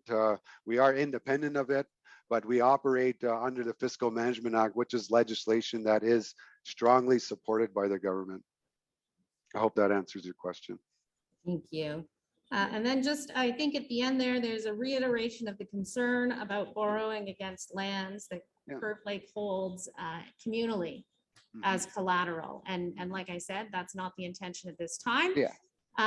But I want to clarify that we will absolutely take that into consideration as we move through this process. without Yeah, a- again, totally optional, right? So yeah, totally optional. It is up to you. You don't have to do that. Mhm. Right. I think that addresses the questions. There's some conversations about running different businesses on something like the kid farm. I want to remind everybody that we are in the process of examining options at that piece of property. Please attend those sessions, watch for those engagement opportunities, bring those ideas forward. They are fantastic ideas and we want to hear them. So keep an eye out for that. We're making plans for the kid farm, for policy and procedures. We've got a whole bunch of stuff upcoming as well that we're going to need community input on. So keep the good ideas flowing. Mhm. Any funding for these types of organizations does come from the Indigenous envelope from the federal and provincial governments. Yes. Yes. Mhm. We should mention Yes, that's true. we've got the funding to do the program as well, like to initiate it. Yep. So we've received $75,000 as well from the federal government on our end to investigate what this would look like, what needs to be included, how we go through the process, to run the community votes that we need to run, all of those things as well. So this is a reminder, because I know it's been in front of the community a couple of times of what the process looks like. Wanted to bring it back onto the radar and up front with community, just in case anybody's forgotten or anybody missed the last presentation. So thank you very much, Jason, for your presentation, for bringing this information forward, for answering these questions. Really appreciate your time. Chimigwech. Okay, Chimigwech. Again, I was very, very happy to be here online with you today. Again, if we're traveling, I've likely been there. I love Curve Lake First Nation. Been there. I know you guys got a pretty good fastball team and very hard to beat. Jeff's probably smiling away at me over there. Anyhow, I'm gonna go. I'm gonna go on the land right now. I'm gonna go look at our goose blind and our duck blind here. All right. All right. Chimigwech. Okay. All right, which brings us on our agenda to a lunch break until 12:30.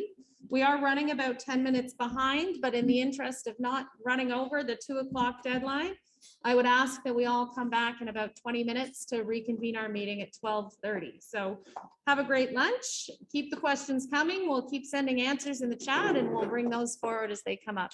Miigwech.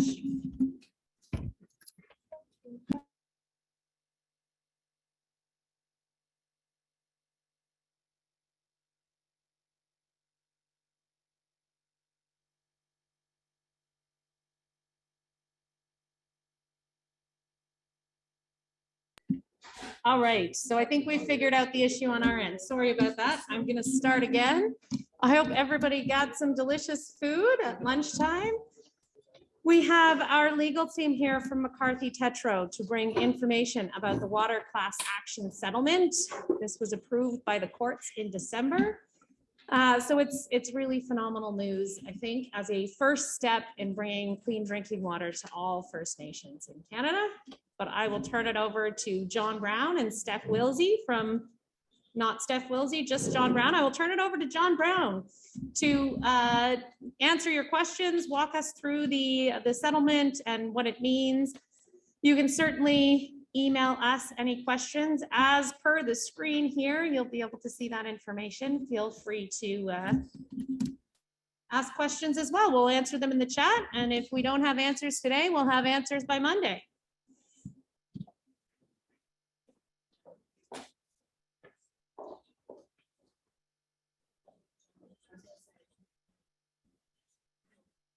Afternoon. So I'm a team of one. Yes. Thank you. I'm a team of one. One of my colleagues, Stephanie, who's going to be with us, is at a funeral this morning, so she couldn't make it. The settlement, as Chief Retailing has indicated, was approved by the courts in December. There's an appeal period we had to wait out, which ended on February 21st. And as, oh, next slide. Sorry for your lunch. So, So this class action, as you know, was to help, was to compel Canada to provide clean drinking water to all First Nations across Canada. We commenced it in October of 2019 with Chief Reeton. Settlement was approved by the courts in December 2021, which is in the world of class actions like laser speed. The settlement became final on the 21st of February, and the claims period opened up on 7 March.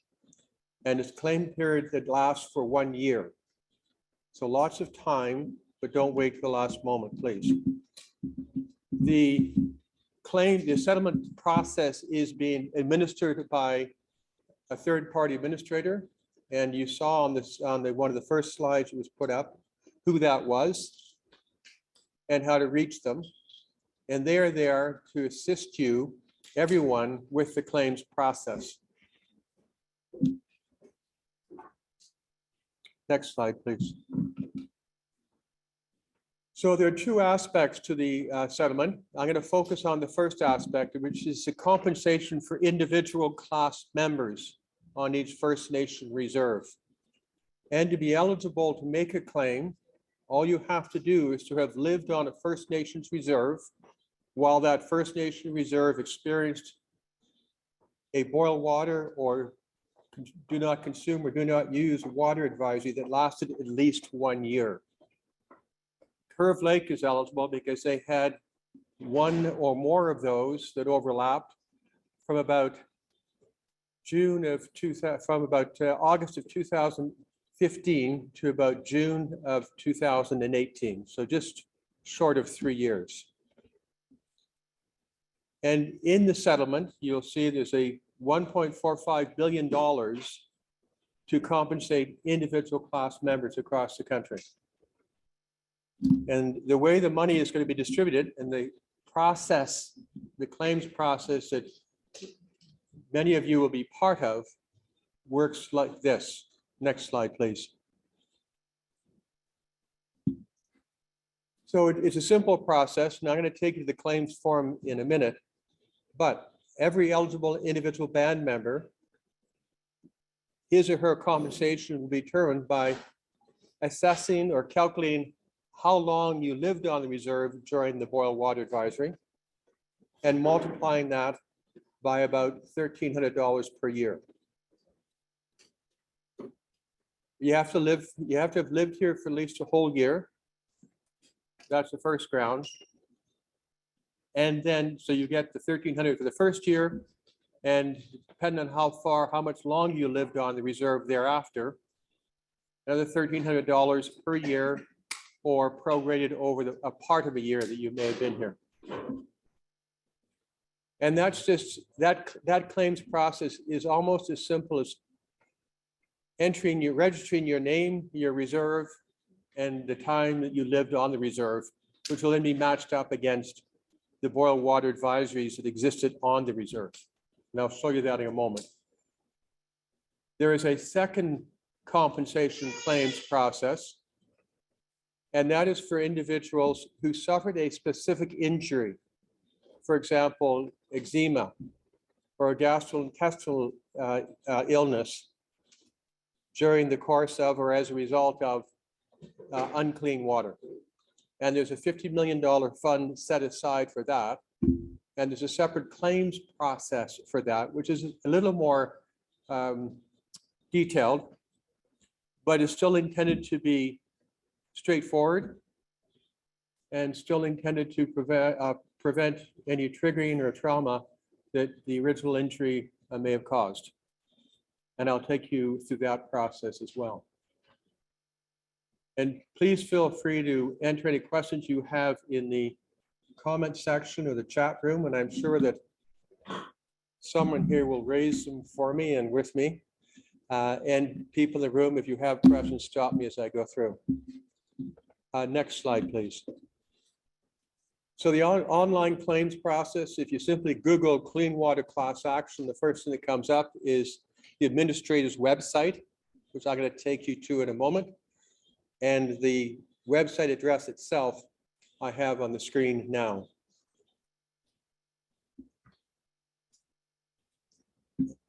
You have the paper form? Next slide, please. Oh, actually, go back to the last slide. And can you click on the link for me?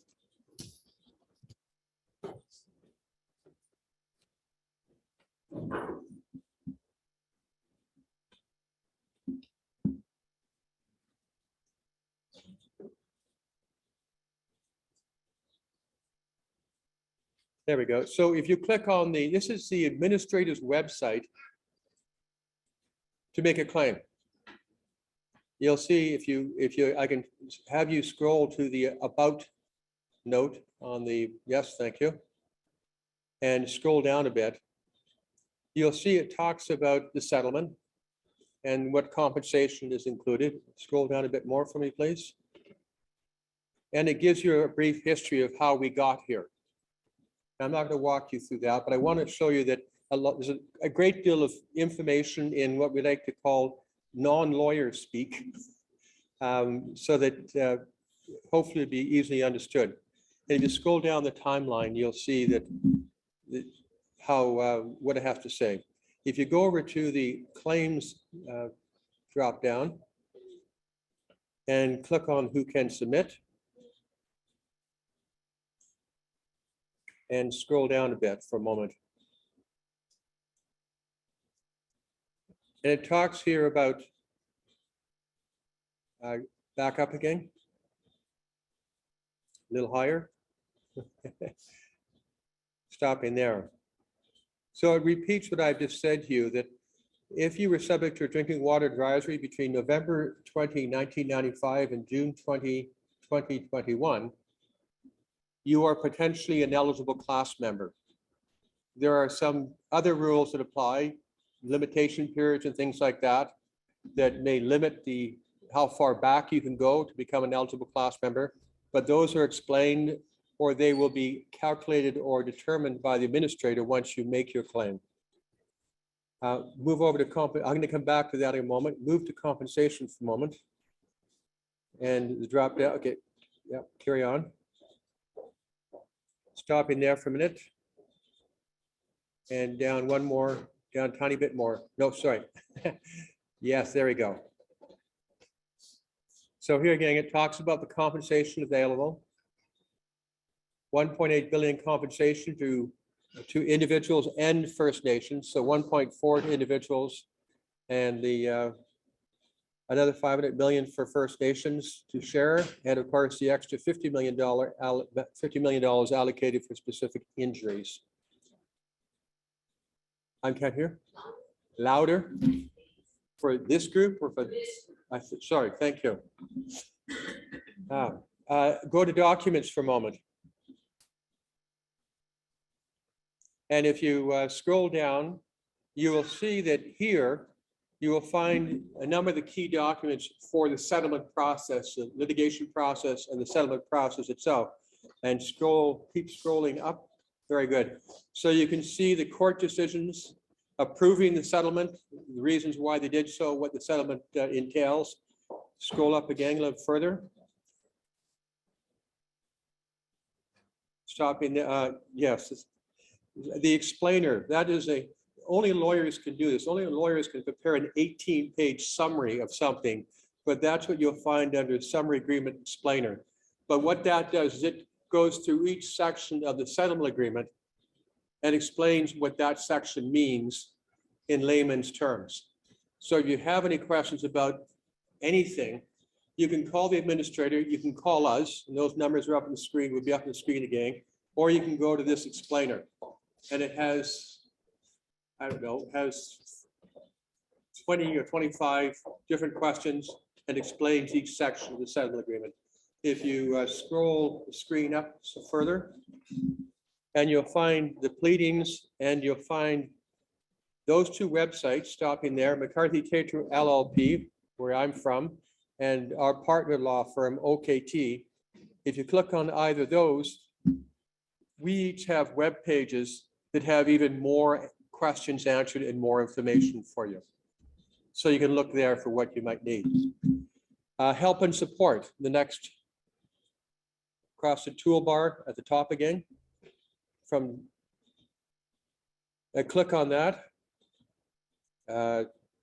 Sorry, no, you have the drop-down screens. Click on Speak with a Lawyer. So you can speak to us at any time. You can speak to the class counsel or to the administrator. So scroll the screen up a bit further. You see under the claims process how you can reach the claims administrator if you have questions while you're trying to fill out your claims application. And scroll the screen up a bit further. And then also they have some frequently asked questions there, which are also quite helpful and prepared by the administrator. And go over to contact for a moment on the toolbar across the top. You can skip news and updates.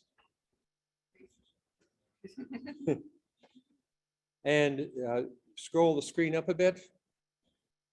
Contact information again to the administrator, which is Deloitte. And once again, it has the different ways to contact either the administrator or the firm. So if we go back now to claims, and I'm going to walk you through the claims, unfortunately, they're lengthy, and only lawyers and accountants, because the administrators could make a claims form that's supposed to be simple this long. But rest assured that for the vast majority of you, only the first 2 or 3 pages really apply. Because the first 2 or 3 pages are the pages that allow you to make a claim for simply living on a reserve during a boil water advisory. And if you have no specific injury you want to claim, that's all you have to fill out. If you have a specific injury, then I think it's 5 pages and following, slightly more detailed and complex claim form, because what we did is we tried to list all the possible specific injuries you might have suffered for having unclean water. And you can just go down the list and check them off. And I'll show you how that works. But for the vast majority of you, the first 3 or 4 pages, it should take you 10 minutes to fill out, and away you go. So if you go,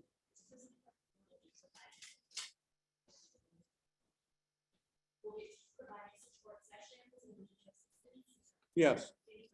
So to the extent, hopefully what I tell you will be helpful.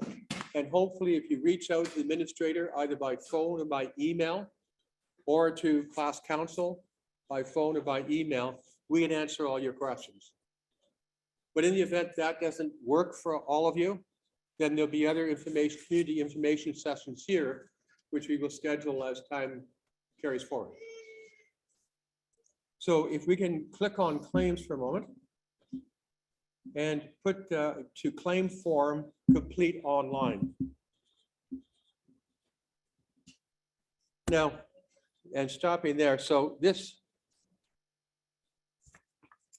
paper form is what you find on the screen as well if you apply online. And you can see that it explains the first paragraph. If you've lived on a First Nation reserve during a boil water advisory that lasts at least 1 year, you can make a claim. There are 3 teams of people who can help you. The wellness team, which we haven't talked about, but that's very important, and they have contact details for them. The claims administrator, so during the claims process, they give you ways to contact the claims administrator to answer any questions you may have in filling out the form, and any legal advice on that, which is free. You can call class counsel, and there are contact numbers for that. If you can scroll the screen up a bit for me. So it tells you if you want to sign in, if you've registered already, you sign in. If you have to register, you click on the register button, which I've already done. And what it simply asks you to do is put in your name, a username, and a password. And then an email will be sent to you saying, thank you for opening up an account. You can now submit a claim. And the email will tell you how to do it. And what it will say is, go back to this website, and this time click on sign in. So if you click on the sign in button for me, and if you Can I type in the username? No, I can't. Can you type in my username? Capital STO :LO 13. Do you have a pen? Sorry.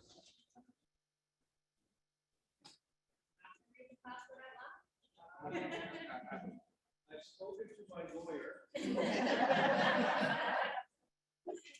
And he says no.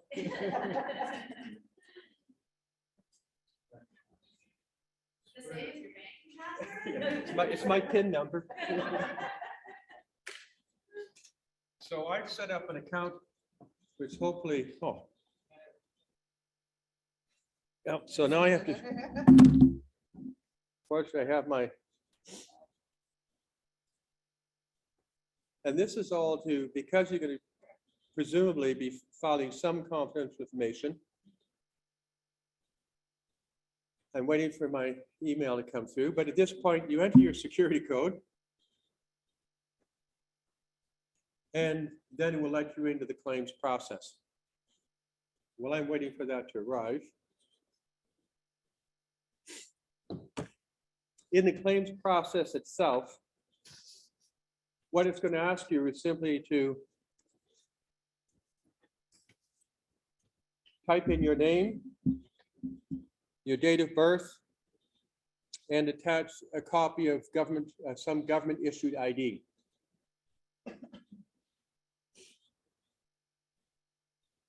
And then some optional ways to identify yourself, such as your social insurance number, your Indian status card number, your band registration number, the name of the band you are a member of, and the province where the band is located.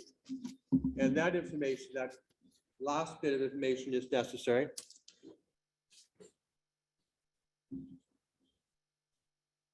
You type in the security code, please. 138095.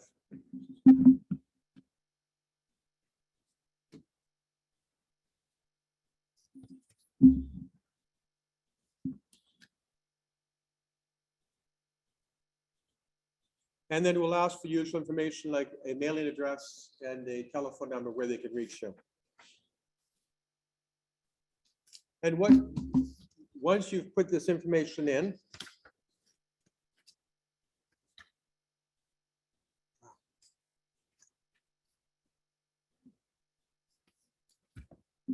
and in the form itself, could you scroll the screen up a bit for me?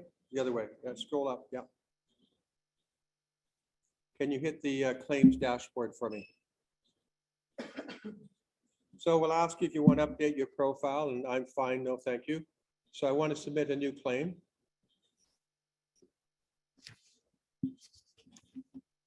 Tells you when to do it, and it asks you if you want to continue. So you go on to the next screen.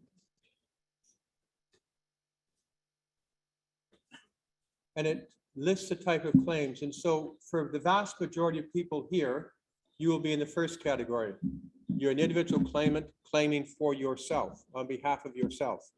But if you are a representative for a person under disability, for example, or you have minor children who are allowed to claim, or if you are the executor or an administrator of an estate, those are all possible ways to make claims as well. I won't walk you through those today, but I just want to let you know they're there and the process is simplified. So if you come under any of those categories and you represent any of those types of people, you can still make a claim. And if you scroll screen up a bit more for me. So they ask you who you're completing the claim on behalf of. If you can say, I'm completing the claim form for myself, click on that box for me.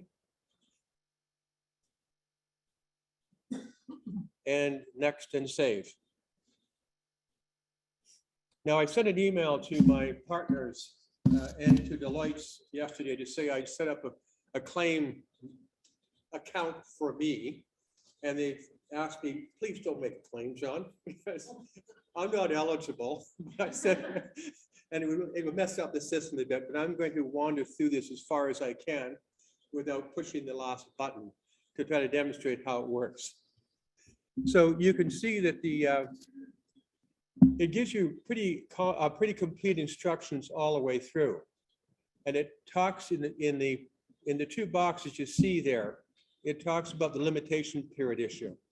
So if you were born before November 20th, 1995, you fall into one category of how far back you can claim. If you were born after November 20, 1995, that means you were under 18 when all this started. And as a minor, limitation period can't run against you. So people in that category, the box on the right side, if you can claim all the way back. People who fall in the box on the left side, there are some limitations on the period of time for which you can claim, regardless of when the boil water advisory was. If you can scroll the screen up a bit for me now. Once again, they give you the people you can call at this stage if you have questions about which box you may fit into, for example, or other questions. They remind you of who you can contact to do this. Scroll the screen a bit further for me, please. And it tells you 3 parts to the form: your name and key details, where you lived, and the authorization you have to sign. And for the vast majority of you on the Zoom call and you in the room, you likely will only have to do parts 1, 2, and 3. Claiming on behalf of yourself or someone who is dead or disabled or a minor, and claiming for the general compensation only. It's only if you have a specified injury that you go into 4 and 5. 5, of course, all of us have to do because that's where you sign off. So can we roll the screen up a bit for me? Gives you some tips and pointers on what you should be doing. So the information that's necessary is pretty straightforward. If you can hit the next and save button for me.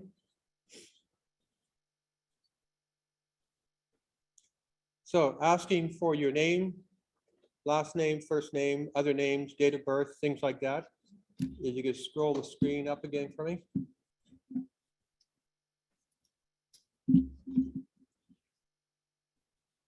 All the way up. You could just, I don't want to go through this information, but you could see the type of information they need.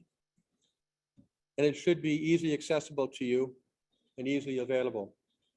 Next and save. And it will probably say, I can't do that because I haven't filled in any information, but try it anyways. Next and save.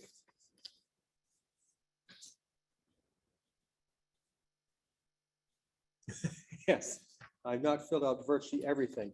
So I'm going to stop there for a moment.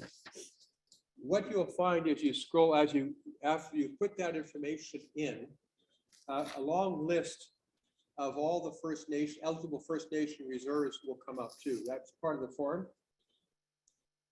And if you go in Ontario, you can go down that list alphabetically. You can find Curve Lake. And it gives you the dates of the boil water advisories. So for Curve Lake, I have to fill out this form. It's right after you fill out all the information about where you live and who you are and your driver's license, the next series of pages. Can you share? Yes, if you can share the form, that'd be great. Then I'll go through the form from there with you, if you have the form on a PDF. There we go. So this is part of the form, and if you scroll down, and if you could just highlight that.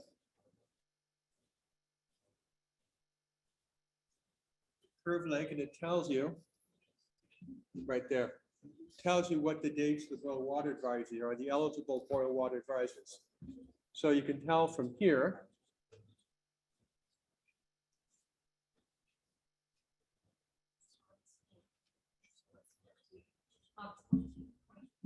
yep.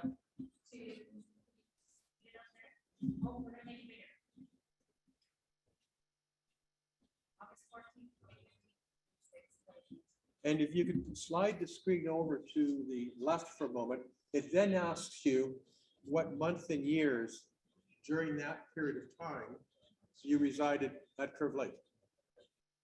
So it tells you what years the boil water advisories existed, and then asks you when you lived there. And that's essentially all the information that the administrator needs to determine if you're eligible and how much you're entitled to receive.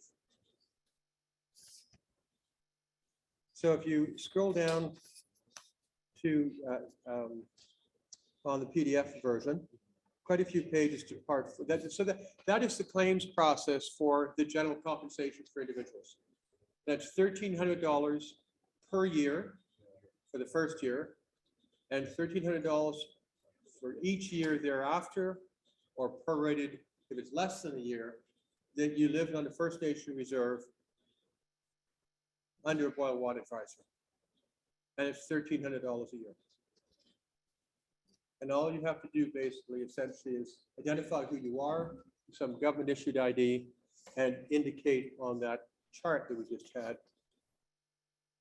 the months and years you resided on at Curve Lake during the 2015 to 2018 period. So part 3, this is simply asking you to make sure you authorize this is an appropriate claim. You can scroll a page down for us. If you could, sorry, go up a little bit. I will. The authorization, they want you to sign it in front of a witness and date it, and have someone witness it for you. So someone should be there to witness it while you sign it and date it. And that way that's to protect you so that no one else can file a form on your behalf. So you sign it, you date it, you have someone witness it. It's just a double check.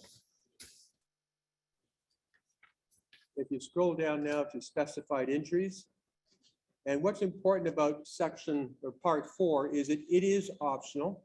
And it's optional because not all of you will have suffered a specific injury in addition to having to endure a boil water advisory. And it tells you it's optional. You don't have to fill it out. And they have 2 levels of harm. Serious harm that lasted less than a year, and serious harm that lasted more than a year. Trying to put into categories. And if you can scroll down, or scroll the screen up, I guess, but scroll down on the form, correct? What you'll find is, stopping there for a moment, we consulted with some of the leading experts, medical, so epidemiologists, psychiatric, gastroenterologists, to try to compile a list of all the most common injuries that people can suffer as a result of not having clean water. And what this list is a collection of all those specific injuries. And the idea of this is that we're hoping you can scroll through it, those who have specific injuries, and say, yes, I had that, yes, I had that. And so you might not know that one of your injuries was caused by inadequate access to clean water. And this list will hopefully say, oh yeah, okay, I had that. And you can check that box off. And the premise of this list, the premise of the claims process in its entirety is to assume that everything that you put down is truth. So we're not looking for a ton of evidence. We're not trying to second guess the claimants. The premise is that we are to take what you have said to be true. And you'll see in the form that they may ask for a doctor's name or address, or perhaps an elder or a shaman. But by and large, the idea is to be able to simply say, this is what I suffered, and this is the period of time I suffered it. And that's a slightly more complicated process because you have to actually go through the list and think about it. And the reason the claims form is so long is because, one, it has the list of all the First Nations on it for ease of reference, and it has a list of all these conditions on it for ease of reference. And it tries to describe all the symptoms that each of these specific injuries would include. So to help those who suffer those specific injuries to figure out for themselves or diagnose for themselves whether or not they had that specific injury. So that's the way it's supposed to work. We've done everything we can not to trigger or re-traumatize during this process. And hopefully it will work that way. Afani, if you go to part 5, part 5 is said you don't have to do part 5 unless you've made a claim for part 4. And it explains to you how you filled out. And once again, it's fairly self-explanatory. Sign it, witness, and things like that. So in the end, for virtually all of you, it should be a straightforward claims process, which requires information that should be easily accessible to you, and government issued ID, and a witness to sign the form. And you can do all that online. Or you could pick up claim forms in the office and otherwise. Yes, so if you want a copy of the paper claim form, they'll be available around the community, and you could fill it out in paper form and mail it in. You could do it online. And as you work your way through the claims form, it reminds you at almost every step, frequently asked questions, but more importantly, it gives you email, contact details, and phone details to reach out to the administrator for the claims process, or to class counsel if you have legal questions at any time. So to make it as easy and as straightforward for you as possible.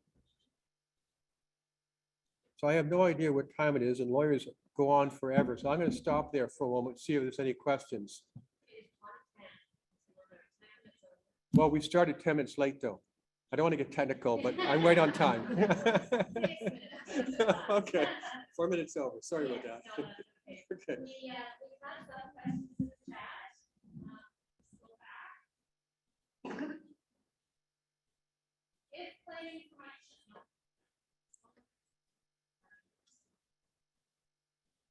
Yes. Documentation will be required to file for management of the past. That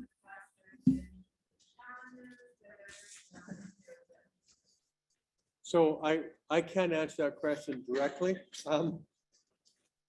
Typically, there's two ways to do it, though. I haven't talked to the administrator about this particular point, but 2 ways in these type of class actions. Oh, sorry. The question is if.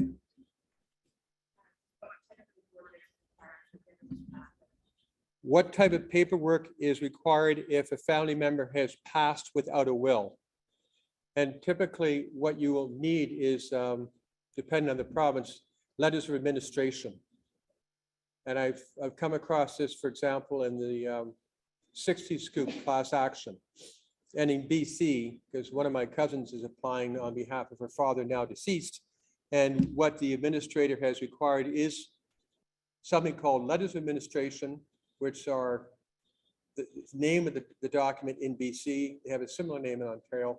And it's simply to demonstrate that you are the person entitled to receive the inheritance.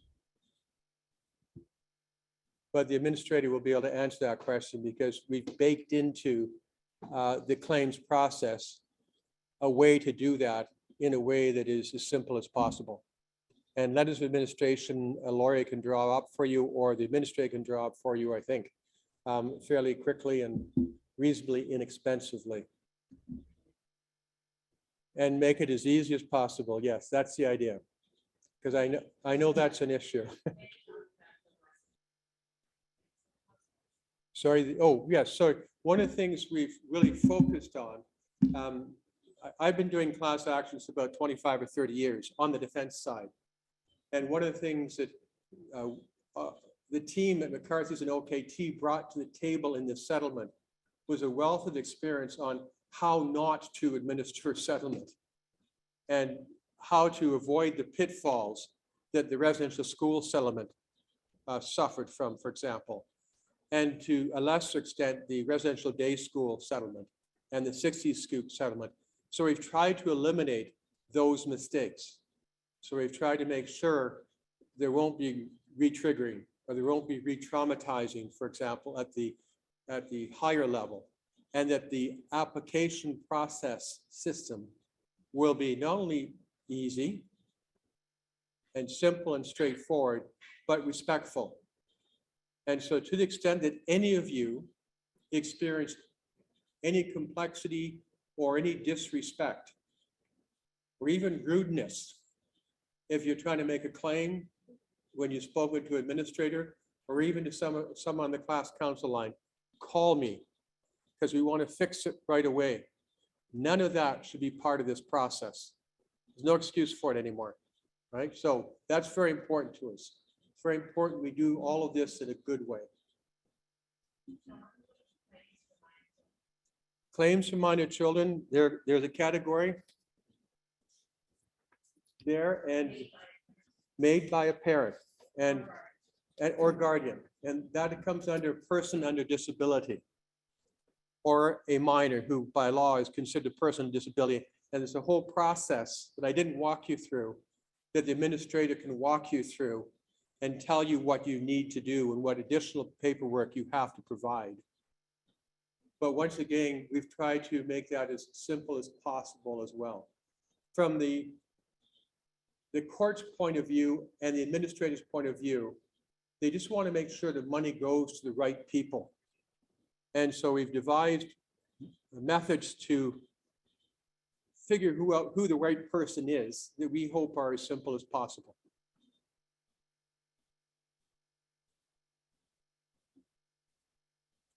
I'm looking blankly at my question askers.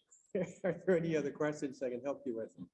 Somebody asked if we did pick up the claims form at the government services building. Yes. The answer is you can pick up a claims form at the government services building. When? No, they sent us this. Oh, that's the information, right? But this is one way as well. We can call this number and then send the official part. So on the screen, there's a number for the administrator. If you don't want to do it on form, you call online, you can call that number and the administrator will mail you out a package, or you can pick it up at various spots in the community here. Yeah, I think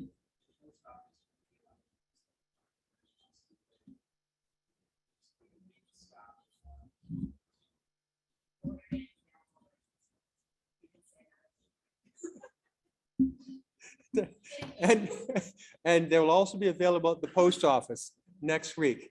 They're going to print them up, I assume, on Monday or so maybe come Tuesday. To be sure, they're there.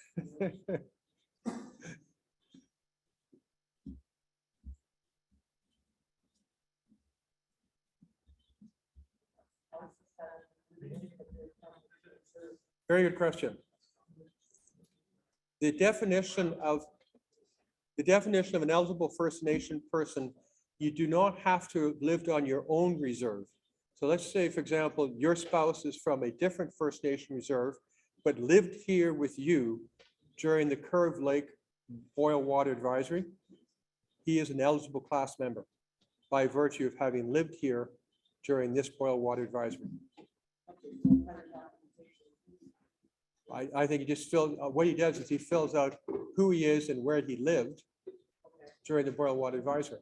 So he'll fill out and say, I lived in Curve Lake between August of 2015 and June of 2018 on these dates. And that should cover it up, because I know there's a lot of that. That was one of the situations that came up as we were trying to define these terms, and we baked that into the claims process. Arnold. you have to be a registered band member. You have to be a registered band member.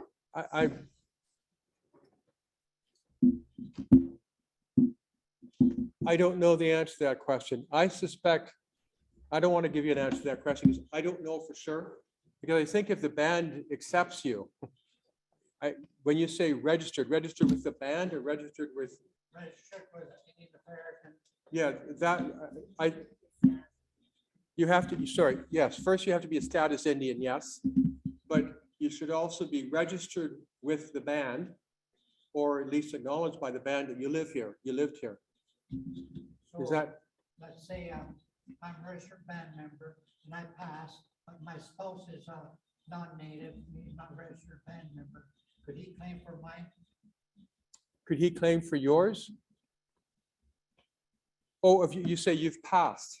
Yeah. Yeah, of course, yes, Yeah, but he's if, not a band member and he's not a registered native. if he's administrator of your estate. So it's not the status of who's claiming in that case that counts. It's your status that counts.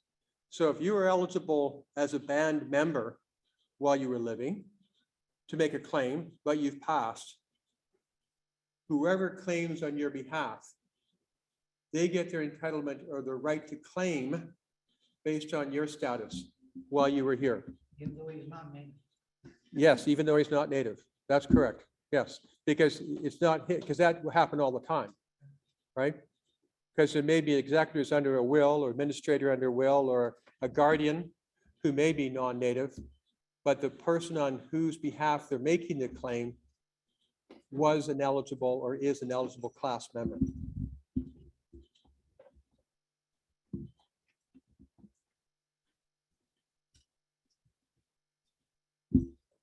Lawyers hate awkward silence. Are there?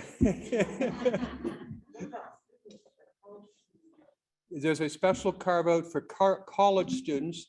If they left the reserve and didn't reside here during a boil water advisory to go to college or university, but had the intention to return, so this remained their home, they may claim for the period of time that the boil water advisory was in existence as if they were here.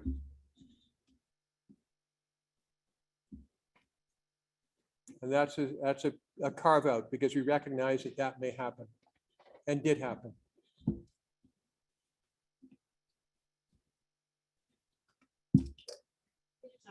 Wow, okay. Thank you.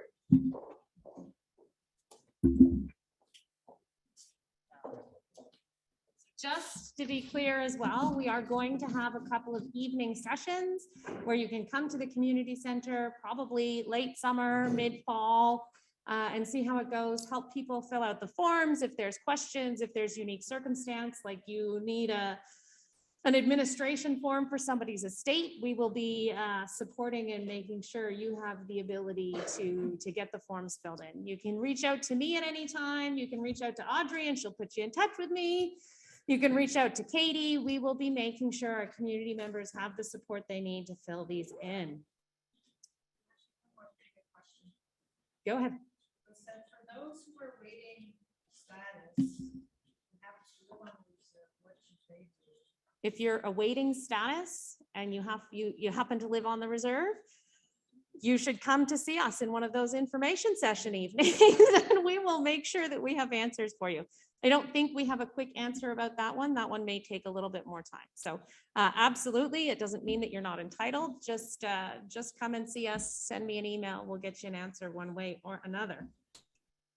Thank you so much for your presentation, John. Thank you so much for your support over the last 3 years in making this happen.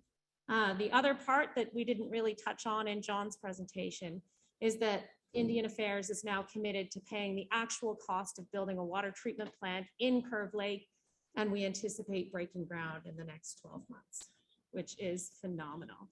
It's probably going to take us 2 years, maybe 3 to build it because of supply chain issues, but we are going to get underway as soon as we possibly can, which is going to make a difference for all of our future generations. On that note, I'm not going to get emotional. Well, we'll move on to our next presentation. We have Raquel Fraser here, as promised, for quite some time to give you an update on where we are in terms of investing our youth trust funds into a formal trust document. Raquel, thank you so much for joining us today. Really appreciate you taking the time. I think maybe it's still morning where you are, but we're glad to see you. Thank you.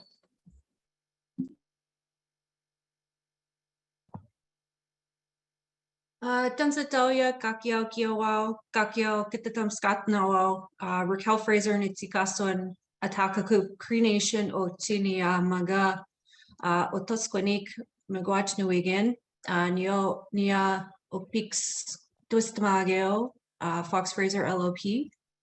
Hello, everyone. I'm greeting you in Plains Cree. My name is Raquel Fraser. I'm a partner at Fox Fraser LLP.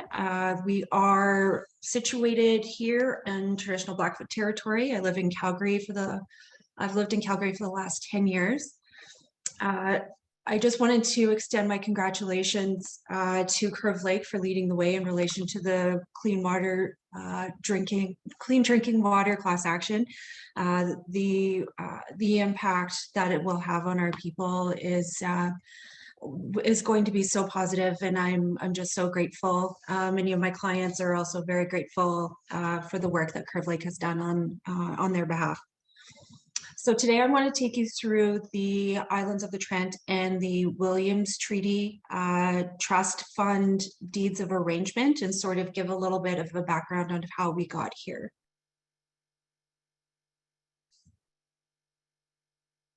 So I will take you through four main aspects of my presentation. One, why a deed of arrangement?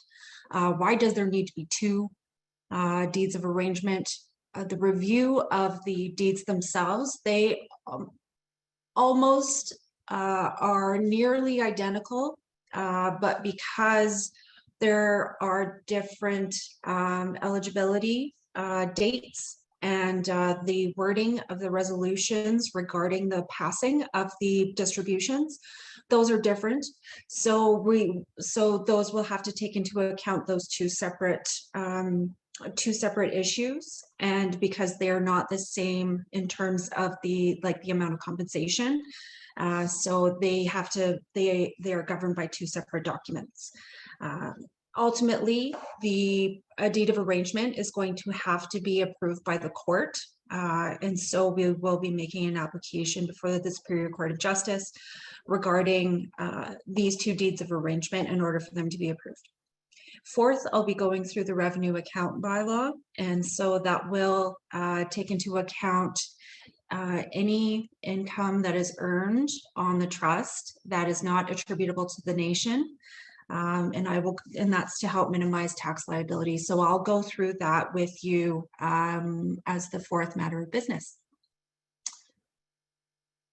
So why a deed of arrangement? So as in past I've given one other presentation to the community, and in law, trusts have to have certain requirements, and trustees are also obligated to follow certain rules. So a trustee is required to carry out their duties in accordance with the provisions of the trust document. So in this particular situation, there are very limited terms of what the trust is in relation to those resolutions. They're sort of just two lines of text, and usually we see that there are multiple pages, 26, 30 pages, sometimes 50 pages of provisions in relation to how trust property is managed, how it's administered, how it's invested, and who is eligible for what. In addition, trustees have to follow applicable legislation. So in Ontario, that's the Trustee Act, as well as principles of common law, and that is in relation to distribution, equality in distribution, the notion of including interest and per capita distributions, and also sunset provisions, so like termination clauses and that kind of thing. So it's important to note that a trustee cannot vary the terms of a trust unless the trust document itself permits the trustee to vary the same. So that takes into account the fact that we have to apply to the court in order to vary the wording of the resolutions, or to augment or improve upon and specify wording in those trust deeds in order to make sure that your council is keeping in line with their fiduciary duties, and also the trustee sort of legal requirements at law. And as I mentioned, the arrangement must be approved by the court. So really the deeds of arrangement are to formalize the terms of the trust, and also to ensure that there are proper safeguards on the trust account to ensure that the trust is meeting its obligations, and that it can't be readily accessed by any one person. So usually when I'm working with clients, I always tell them to look at sort of worst case scenario like this. This particular council may be very responsible, but we don't know what that's going to look like, 15 years from now. And so we want to ensure that those monies are protected for the exact purposes for which they were set aside. Okay. Next slide, please. So the motions regarding the Islands of the Trent and Williams Treaty, those provided very limited terms on who was eligible for per capita distribution. And so that in and of itself created, along with the fact that we have the terms of the resolutions that indicated the beneficiaries and the monies that were going to be used. So that in and of itself created what's called an express trust. And so those are very limited terms. And as we'll see, that there are quite a few issues that require addressing in order to make sure that you are on side of trust law and the fiduciary duties in relation to being a trustee and in the handling of compensation. So the trust must be invested in accordance with the prudent investor rule. So in and of that self, the trust accounts that are set up right now, those need to be managed in relation to prudent investor principle. And so at this point in time, we don't necessarily know that is the case. There is different risk tolerance for trust accounts. And so if monies are currently being invested in, too high risk or too low of risk, then you're offside of your prudent investor rule. So really to maximize the investment of the trust property, that needs to be adequately provided for in a deed of arrangement. The trust account must be properly set up and have specific documents and completion thereof regarding anti-money laundering, anti-funding of terrorist organizations. So trust accounts have to be registered with Canada Revenue Agency. And so they have to be given a specific number through them. And so the requirements there currently to this point have not been met. And so I've advised council in relation to setting these things in motion, or to make sure that the trust accounts are properly set up. In relation to the Williams Treaty, perhaps one of the sort of biggest liabilities that I identified was the enactment of Bill S3. So that created an additional class of beneficiaries who are entitled to a distribution. And so the following slide, I'll break that down for you. But really, this is a situation that I don't know that it could have been provided for, because I haven't seen another situation where there has been enactments on different dates. And so trying to sort, and then the date of eligibility was such that it fell right in the middle, right in between those two, sort of coming into force of those of certain provisions. So this is something that hasn't been in relation to trust and distributions in general, is not something that has been encountered too often. So we wanted to make sure that the provisions of a deed of arrangement were such that they provide for equality of the members who should be entitled to a distribution. Next slide, please. So in relation to the Williams Treaty, the resolution itself provided for those persons who are on the list of members, or is eligible to be on the list of members, on the day that a vote is held to approve the settlement. So that day was September 13th, 2018. And so in relation to Bill S3, that received royal assent on December 12th, 2017. So there were certain provisions that were that came into force on the day of royal assent. So that included removal of provisions regarding the cousins issue, siblings issue, and unstated parent issues.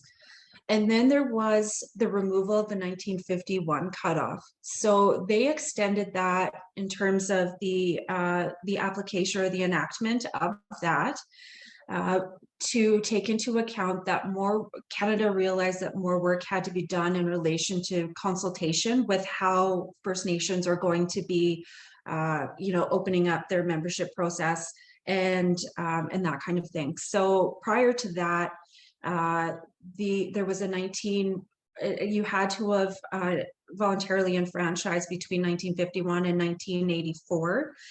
So they've removed that 1951 cutoff, so that can go back all the way to 1869, I believe, where those who had enfranchised were able to now claim status.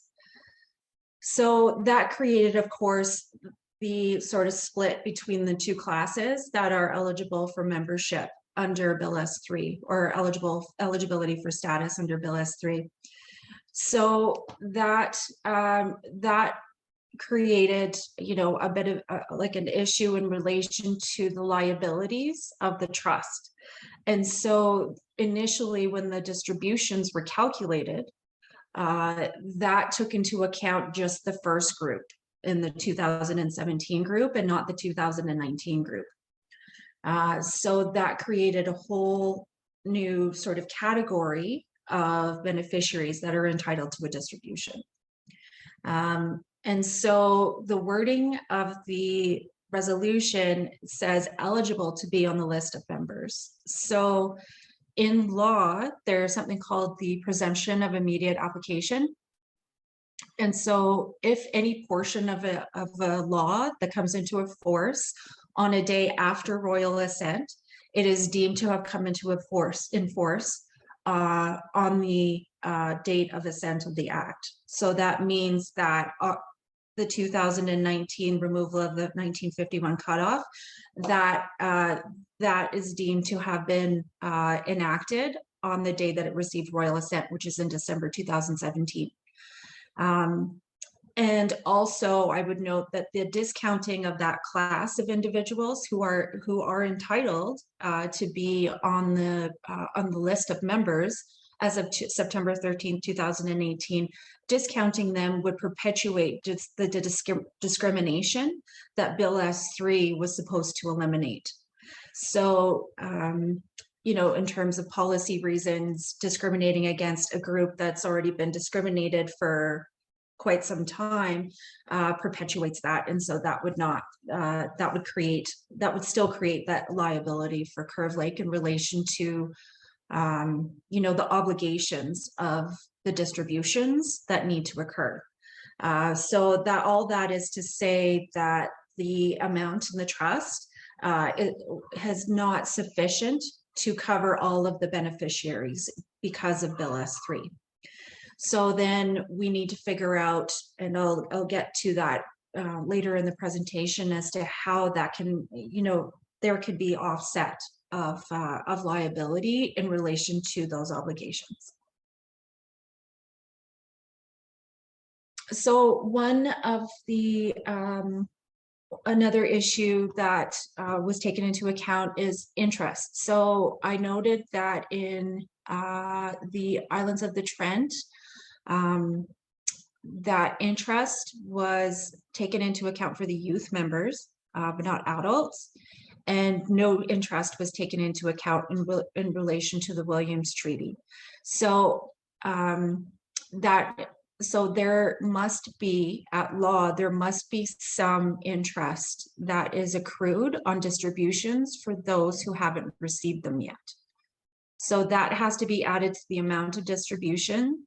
And there needs to be a percentage amount that is the same for every single beneficiary, whether they're youth or adult that comes forward.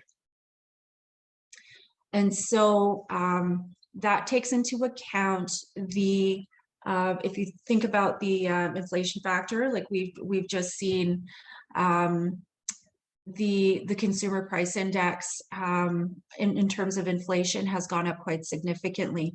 So if you have $10 in 2018 and you're able to buy, say, 2 gallons of milk, and so you wouldn't be able to buy that today because of the cost of inflation. So the idea is that the money should have equal value regardless of the time. So that's taking into account the inflation factor. So in the deeds of arrangement, I will go through how much that is. So that's really, at the end of the day, it's to take into account inflation to ensure that the value of the money stays consistent. The other piece is there was no termination or sunset clause. So sunset meaning when people can exercise their rights. There needs to be some sort of term in the future as to when the trust, of course, because there will be the last eligible members will have turned 18, so there will be a sunset clause along the way when no more distributions are provided for. And also people under Bill S3, they need to also be put on notice that they have to exercise their rights. So they can't just let that right sort of keep going. There needs to be some sort of finality in relation to the trust, because it's a trust that is meant for one specific purpose, and that's to distribute everything. So there needs to be some finality on when that can be dissolved. So I'll go through the main sort of high level aspects of the deeds of arrangement that I've drafted. So just in relation to the duties of the trustee, generally they must act in good faith. They have to exercise reasonable care in the administration of the trust. They must keep accurate books and records in relation to income, investments, and expenditures of trust property. They must avoid conflicts of interest. They must carry out the terms of the trust, and they cannot benefit from their position of trustee except in accordance with the law and the terms of the trust. And so just in relation to that last piece, that has to do with corporate entities. So say you've hired Royal Trust as your corporate trustee. Now they are able to invest in RBC Dominion securities. So that is sort of that there would be some sort of benefit to Royal Trust as as an entity in relation to investing in RBC Dominion securities. So that type of thing is provided for. And then sort of just to keep in line with that, that they still must invest in line with the prudent investor rule. So if RBC Dominion Securities is not a part of the prudent investor rule or the investment policy, they cannot invest in it. Next slide, please. So the duties of the trustee, I've sort of given you the high level general sort of principles, and the specific duties of the trustee are to make distributions to eligible recipients. So that is calculated and they must calculate the amount of interest payable to each eligible recipient. So these are to members or those who will be become members under Bill S3. They have their distribution, and then that is an amount equal to that distribution times the inflation factor. And so again, that's to make sure the value of the money over time is the same. And they must execute investment trades and work with the investment managers. So typically the larger trustee firms, so like say BMO Trust, CIBC Trust, Royal Trust, they all have their own sort of in-house investment firms that they use. There are also independents, but they must work with the investment manager. They also oversee the investments, really, so there's checks and balances there. So they must ensure that the investments are made in accordance with the prudent investor rule. So if the investment manager wants to invest in a type of investment that is too high of risk, then the corporate trustee can say, no, you can't do that. So really, so it's nice to have sort of those two levels of checks and balances there. They must ensure financial reporting is maintained.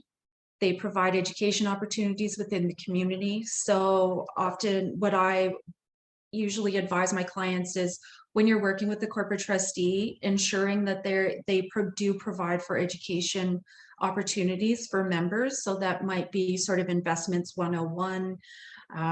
That might look like, you know, being able to read financial statements and those types of things to build capacity within the community.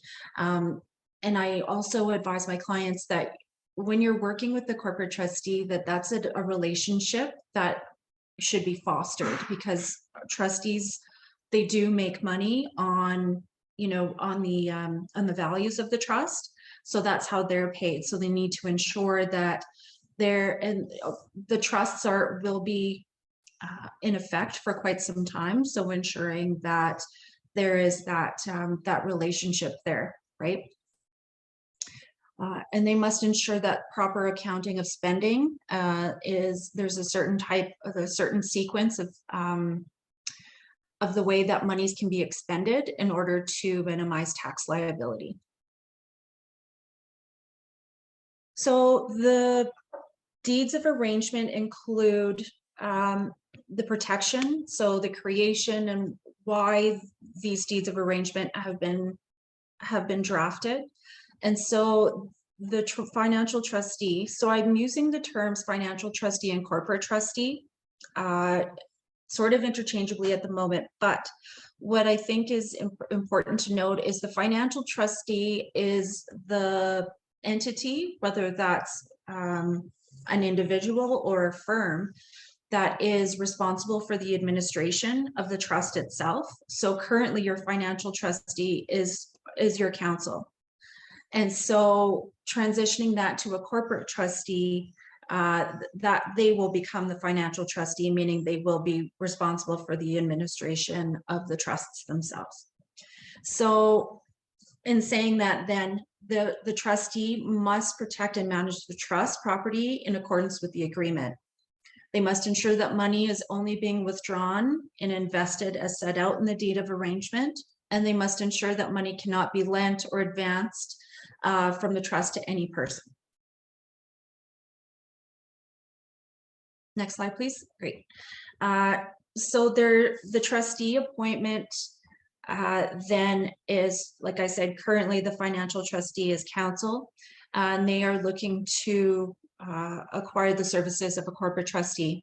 So I provided for the trustee appointment where they have a 5-year term, and that is subject to renewal unless the trustee is removed by council, so they can be replaced. Say if they're not reporting to the community, they are they are not sort of fostering that sense of relationship that needs to occur, anything like that, they can be replaced after that 5 years.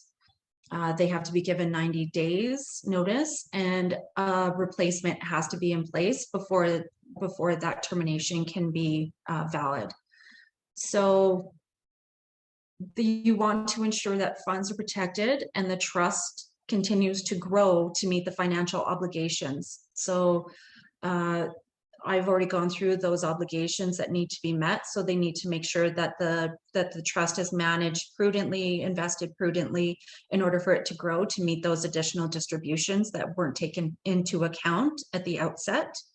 And also in terms of the chief and council being currently the financial trustees, there's quite a substantial administrative burden in relation to administering those monies currently. So transferring that to the corporate trustee will alleviate those issues. Next slide, please. So why a corporate trustee? And so I advise my clients that there are a number of benefits in relation to working with the corporate trustee. And one is that they have deep pockets. So if there's mismanagement or negligence in relating to losses, then they are an institution that can make the community whole again. And oftentimes when we see, say, community trustees, individual members as trustees, it's really difficult to recuperate monies, especially when in our communities, we do, we're all related. And so trying to recuperate would be quite difficult in relation to losses leading from, negligence or acting in bad faith. Institutional expertise. This is what they do day in, day out for the last however many decades. So this is what they do. They're able to, they have a well-oiled machine that continues to invest and administer. And most of the big corporate trustee firms, they've worked quite extensively with First Nations. So they are very adept to working with communities and, in terms of reporting, relationship building, education, that kind of thing. Continuity, there's simple succession and control. So, if you have one trustee officer and they leave, you have somebody else within their group that picks up. And so there's no training, there are no issues in relation to, say, like if you needed continual training for people who are being replaced at the community level. So this provides that there's that continuity there all the time. Objectivity. So corporate trustees have the benefit of being removed from the political dynamics of communities. And so if there is a situation where they say, well, we need to do this, we want monies for this program, can we take it out of this account? No, you cannot. So they very firmly say no, and they don't have to worry about sort of the pressures of those political dynamics. Next slide, please. So in terms of the appointment of a corporate trustee, currently we have drafted a request for proposal. And so that takes into account a number of questions that need to be asked in relation to the corporate trustees, how long they've been in business, the amount of assets they hold, for First Nations, their dedication to education and capacity building within the communities, whether or not they've been fired, because there are some corporate trustees that, that they don't have a great track record in working with First Nations. So their ability to answer these questions is important. And so currently you have a procurement policy. And so I've been working on revising that to make sure that it is in line with the requirements that we need for a trustee, because your current procurement policy is more geared towards like contractors and that kind of thing. So I'll be working with the bid award panel on that. And that will go to an open competition. So so in your open competition, you can also provide for email invitations. So that would go to, the big banks who have trustee arms, and and also other sort of nationally recognized trustee firms. And so that open competition will take place. I will work with a bid award panel to review those proposals, and then from there they will select the trustee and enter into a service agreement with them. So that will be the process for appointing a corporate trustee.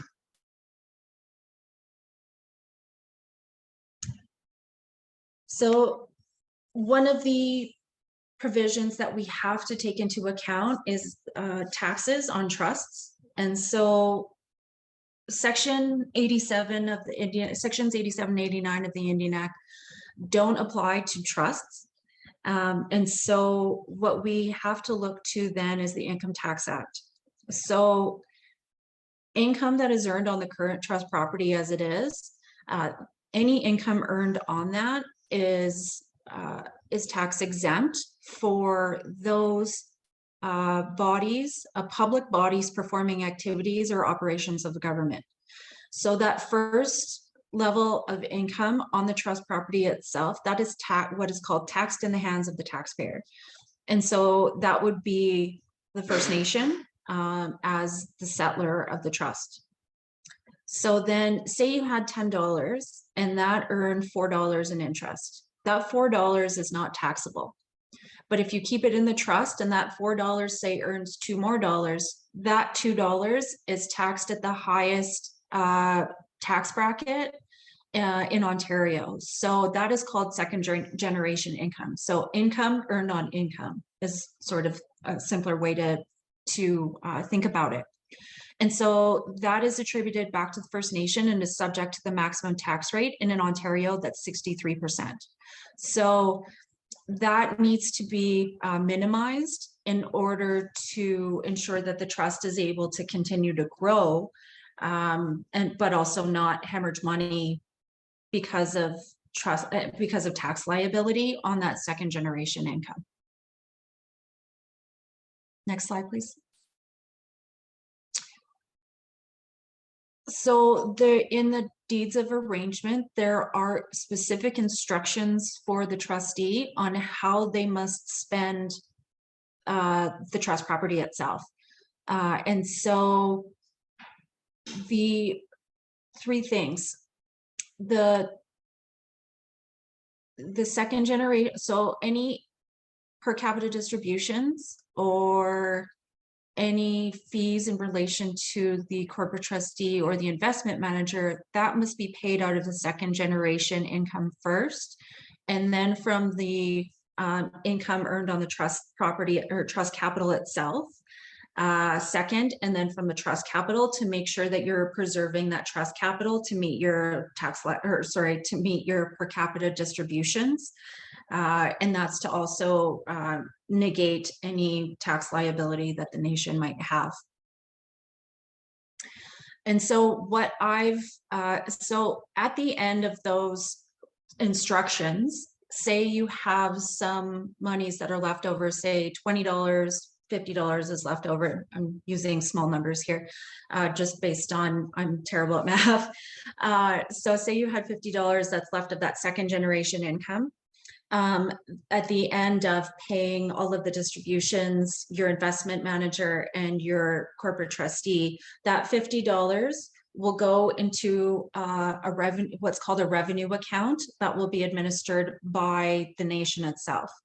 And so that will stay there for till June 1st of each tax year.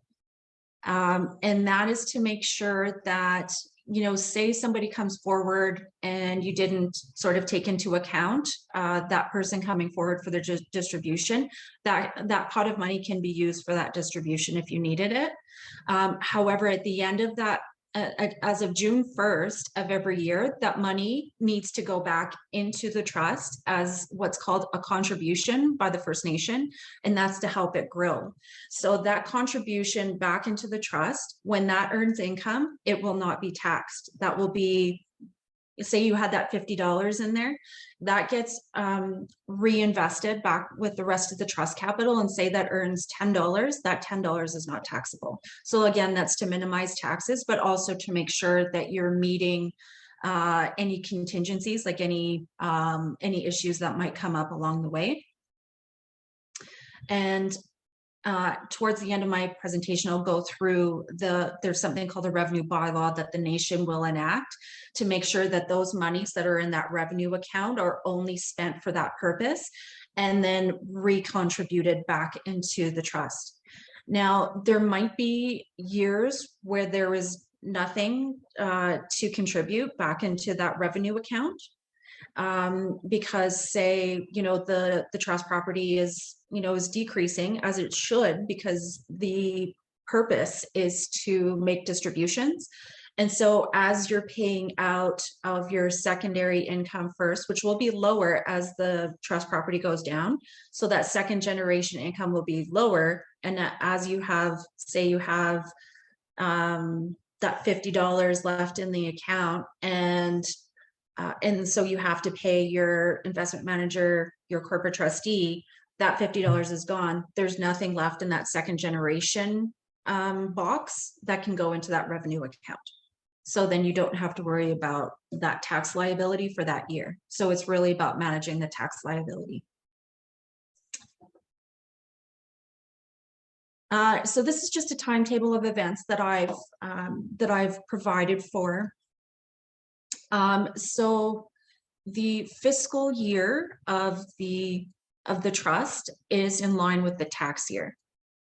So that doesn't follow the tax year of the First Nation. It has to follow the income tax year. And so the start is January 1st to December 31st.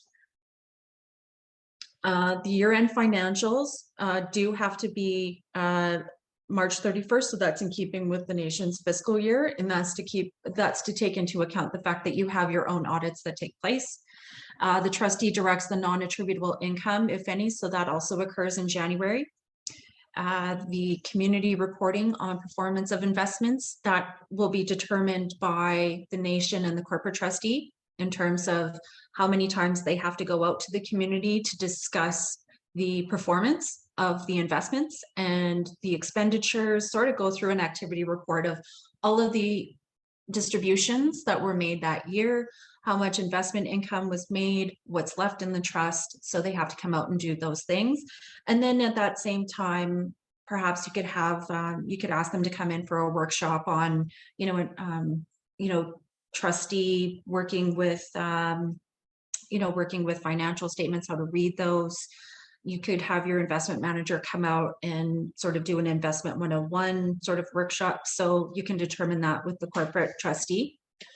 And then also on March 31st, the First Nation directs balance of any non-attributable income. So that's at 3 months after your 3 months after your fiscal year.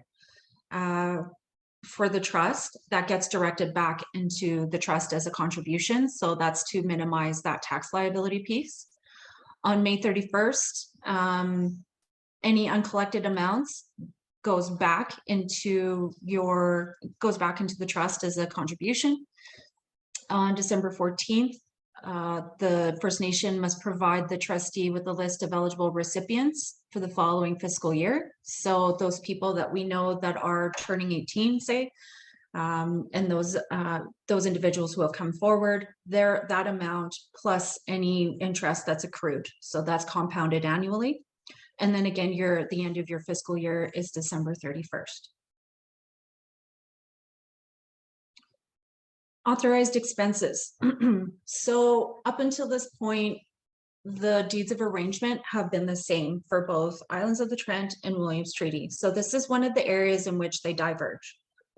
And so the fees that become due and payable under let me back up. The types of authorized expenses that can be made under the Islands of the Trent.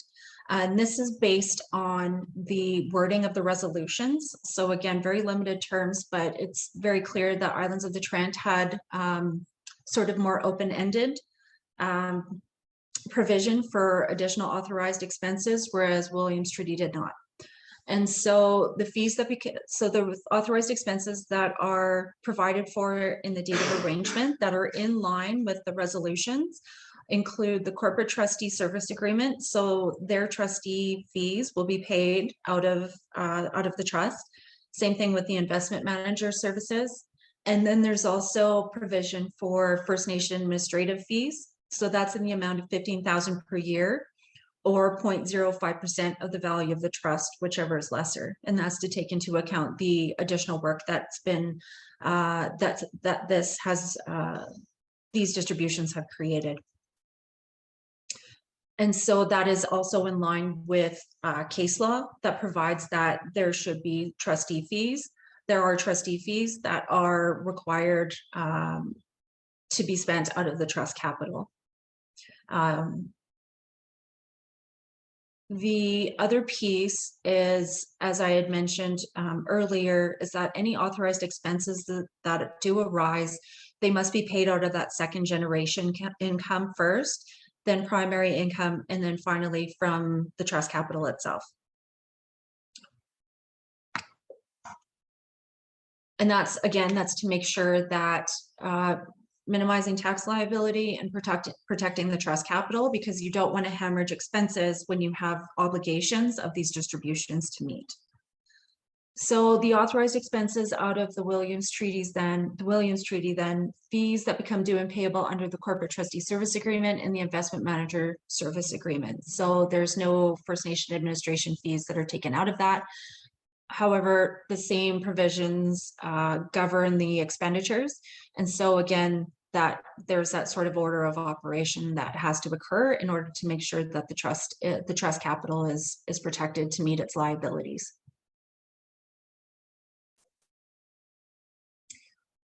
The powers of the trustees, so these are the same throughout both deeds of arrangement. In short, the financial trustee has the same powers and capacities that an individual person would have. So they must deal with the necessary paperwork and legal documents related to the trust property. So it includes financial reporting, tax reporting, community reporting. They can retain legal counsel, accountants, and financial advisors as necessary. They must notify chief and counsel prior to exercising certain powers. So that's in relation to, say, they have to retain legal counsel because there's a liability issue, or if they need to hire a special financial advisor for a certain type of investment, say, they must notify chief and counsel before they can exercise those powers. Next slide, please. Great. Liabilities, high level. The trust, this is to provide for situations where the trustee is liable. But as long as they are acting honestly and in good faith and in accordance with the law, they are not liable for losses to the trust property. So say you have like a stock market crash or something like that again, that wasn't foreseeable, they are not reliable. They are not liable for any losses. They also aren't liable for losses to the trust property as long as they also exercise reasonable skill and prudence in relation to the management and administration of the trust. So again, making sure that it's honest, in good faith, and that they exercise reasonable skill and prudence. So those are sort of the big four that are taken into account in relation to any losses that are flowing from the trust. And that's, so liabilities, those are sort of taken into account as, what ifs, not as a situation of every year there will be losses. So that's just to make sure that, when trustees do take on responsibilities, that if they are acting in good faith and there are losses, they are not liable. So making sure that they have adequate protection. And that would be the same as if you were using any other, like a community trustee group, say, there has to be some sort of protection for them as long as they're acting in good faith, right? Amendments, generally, they cannot be amended. Trusts cannot be amended to alter any obligation of the trust to the beneficiary. So you can't say, well, they only get this much, as opposed, sort of, you can reduce the amount of the distributions or reduce the amount of the interest. So everybody should be getting the same amount. That being said, there are certain types of amendments that can be made by a simple council resolution, as long as there's a legal opinion confirming that the changes are not material and there's no impact to the rights of beneficiaries.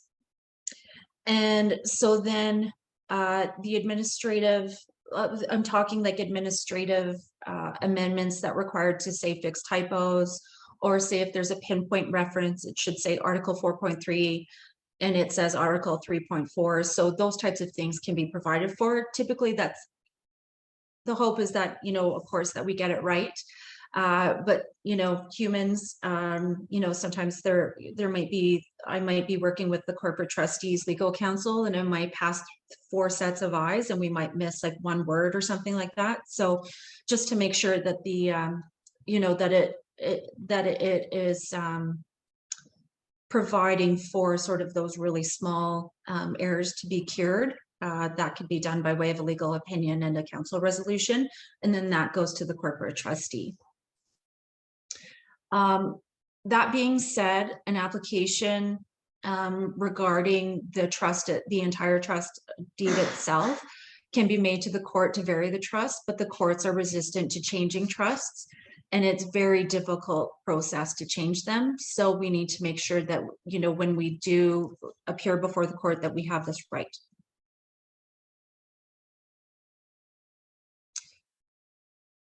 So I mentioned that there were areas of divergence regarding Williams treaties and the islands of the Trent. And so this is the second that, that they diverge. So, and that's based on the termination clauses based on when the settlements took place. So the Williams treaties then will remain in effect until March 13th, 2037, and that's 6 months after the last youth recipient has attained the age of 18.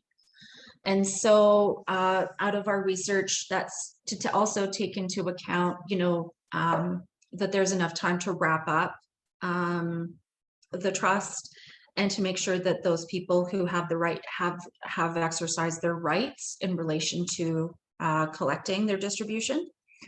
So we provided there has to be some sort of termination date and a winding down of the trust at some point in time, because this trust was not meant to last in perpetuity. And so 2 things that can happen. There was after all of the obligations have been met, if there is enough money left over to make a $400 per member distribution to those alive on the date of termination, then that will occur. And so in terms of trust law, anything that's under a certain amount, the administrative burden is quite onerous. And so, and especially with regard to First Nations, because you do have a large membership. So taking into account that the amount should be commensurate with the amount of administrative burden that there is to provide for a distribution, if there is enough in the trust to provide for that. And again, trust law is such that when you have the termination, say, of a trust, it mirrors something called at law an unincorporated association. So and that is Keewatin versus the city of Thompson, if anybody's interested. But what happens there is that those people who are alive and eligible, for like any entitlement to what's ever left in that trust, they get an amount there, so that's shared equally. However, say if you have 45, you have enough to make like a $50 distribution to 3,000 people, that's an administrative burden that the courts have found that's too high. So we wanted to find something in the middle. If there isn't enough, then the remaining amount will be transferred to the First Nation for what's called First Nation building purposes. And that must be submitted to the corporate trustee on or before September 23rd, 2036. And so the First Nation must provide a plan on the type of program or service that the residue will be used for. So for nation building purposes, services, programs, education, culture, economic development, further investment, or that could be transferred into another trust. If you have, say, other compensation that's coming forward and you have a long-term investment vehicle for the nation, that can be transferred there, okay? Next slide, please. Duration and termination of the trust, Islands of the Trent. So that remains in effect until July 9th, 2030. And that's 6 months after the last youth recipient has attained the age of 18. And so the same thing happens there. If there's enough to make a $400 distribution at the end, then those individuals will receive them. So you have to have been alive on the date of the termination. Or again, if there isn't enough then to do that distribution, then that will go towards a nation building for nation building purposes. And so again, there has to be a termination plan that council puts forward regarding how those monies will be spent. Next slide, please. So the amounts that I was talking about regarding second generation income, so that will be put into a revenue account that's set up by the First Nation. And so a bylaw will be put into place in relation to the, the usual processes that you use to pass your other bylaws. And so that dictates how that second generation income will be administered. And it's that, so there will be an amount coming out of the trust only in years where there is that second generation income. So as long as there's that second generation income, that will go in. So that second generation income, after all of your distributions have been paid out of it, your trustee fees, corporate trustee fees, and with your Islands of the Trent, the administrative fees, once those all come out, if there's nothing left, then all of the trust property is invested. If there's anything left, that goes into the revenue account. So, and that can only be used for unexpected liabilities that come up. So say somebody, like I said, comes forward, is entitled, then that money will be utilized for that distribution.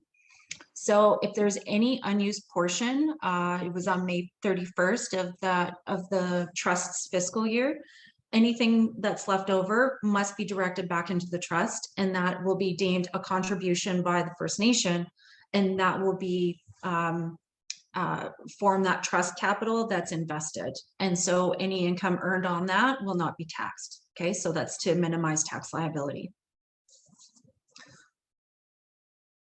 Next slide, please.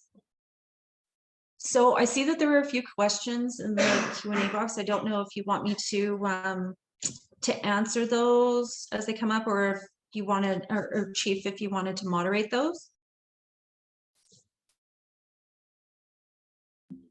I would be happy to moderate those. Okay. The first question there is back when you were talking about trustee responsibilities in terms of the corporate trustee. So you had mentioned if the corporate trustee has acted in good faith and there's a loss, then they're not liable for that loss. But the question is, if there were losses in that situation and there is no longer sufficient funds to pay out our obligations, what happens? Well, they have deep pockets, and then it comes out of the trustees. It comes from Royal Trust. So then you would have to put a claim, you would have to initiate a claim Like an for insurance. losses. Yeah. Okay. And that's based on there being like negligence, mismanagement, based on, not acting in good faith, not, acting in terms of like prudently, using reasonable care and skill, that kind of thing.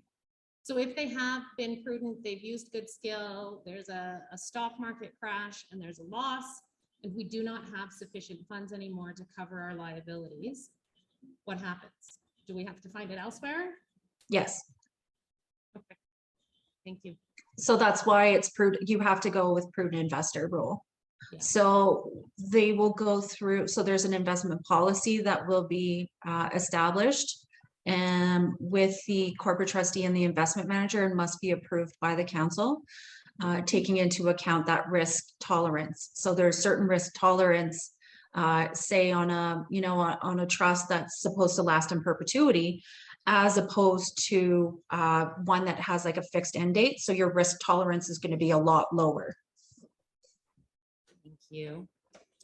And then the next question, I don't know if this is more for me or for you. The commitment that was established within the community was that all monies from the settlement of the Williams Treaty would be provided to members. In this presentation, they hear that the interest earned will be used to pay the charges of the trustee. Am I correct in the understanding? And if so, what will the impact that this has on the development of the trust be? So the income earned, yes, will be used to cover off liabilities, including trustee fees and distributions. So in terms of case law, this type of trust is not, it's not a pension trust where you get the interest, every year. Once you have your distribution, you have exercised your rights. And so the amount that's earned then has to cover off the, as the trust is ongoing. You can't compel continued distributions out of a trust that are ongoing unless the trust provides for that. And the limited terms of that resolution does not provide for it. So this is to, yeah. Sorry, Raquel. I think the shorter answer to that is that the commitment in the original motion was to distribute 100% of the funds received from Canada and from Ontario. So we have to use the interest from that to pay the corporate trustee. We have to. We don't have a choice. That's how right. Trustees get paid, right? Yep. But there is not going to be any administrative charges taken from the Williams Treaty Trust to cover First Nations administration, any other administrative costs. Does that answer the question? So then, well, and also, and like any distributions, like especially with if you're thinking Williams Treaty, you don't have enough in the trust to currently cover off your obligations. So you can't compel a continued distribution out of income earned if you don't have enough in the trust to meet your obligations. And the obligations are those additional bill as 3 members that are coming forward. So the income earned must cover those off. You can't compel a distribution. It's not a pension trust. So you can't compel a distribution if it's not in the trust itself. You can't compel a distribution if it has ongoing liabilities. And the only way we can cover the cost of the corporate trustee is through the interest. It's through the interest or, through, own source revenues, I guess. Thank you. So I think that's the short answer. There's another question here. Will we receive updates like previously? We once received the quarterly reports. So those were coming from the investment advisor for the Islands of the Trent Youth Trust, and they didn't want to provide those anymore. And putting it into a formal trust will force the trustee to provide those updates. So once these trusts are formed and approved by the court, we will start being able to reissue those on a regular basis. We can confirm once we've hired the trustee, whether it will be quarterly or annually or monthly or whatever that situation is. But absolutely, there will be updates for community members who are responsible for beneficiaries on a regular basis. No doubt. We have to get that in order, and that's part of all of this planning here. I'm not seeing any other questions. Are there any questions in the room here? So again, this is all subject to the court's approval. So say if the court doesn't approve the deed of arrangement and they say, we need to ensure, that, we might be deficient in something, and he'll say like, come back to me and make sure this is fixed or something. So again, it has to go through the court to make sure that we get it right. So we have to make sure that we're providing that it's in the best interest of the First Nation, that the rights of the beneficiaries are all the same. There's a pretty stringent test that we have to meet. Thanks, Raquel. There's another question there. How will the amount of the Williams Treaty Trust be determined? All of the funds we currently hold for the Williams Treaty Trust will go into that, and we'll have the trustee make a determination to ensure that it will meet our future obligations for that. So that will all come from the corporate trustee. Another question, since there is a challenge with the available money, will the youth disbursements include interest? Absolutely. the youth disbursements will include interest at the rate of inflation to make sure that our youth are getting the same value out of their money that we received when we originally did the per capita distribution. Anything to add to that, Raquel? Nope. Thank you. When we don't know how many unaccounted for S3s, we should be getting pretty close to that number now. So we shouldn't have a huge change in that number. We do know that it's more than the 300 amounts that were held back originally. When the youth that have received disbursements receive their interest, we have to talk to our finance team about that and the corporate trustee, but we will be making sure that they get their interest. And it will be interest accumulated from the time that in between. So they'll get the full amount of interest, absolutely. Waiting for any other questions? This is not the only opportunity to receive questions either. You can send them to your counselors, you can send them to me, you can send them to our chief operating officer, you can send them to any staff member who can bring it to us as needed. Please make sure that you're bringing your questions forward. It's our goal to answer everybody's questions.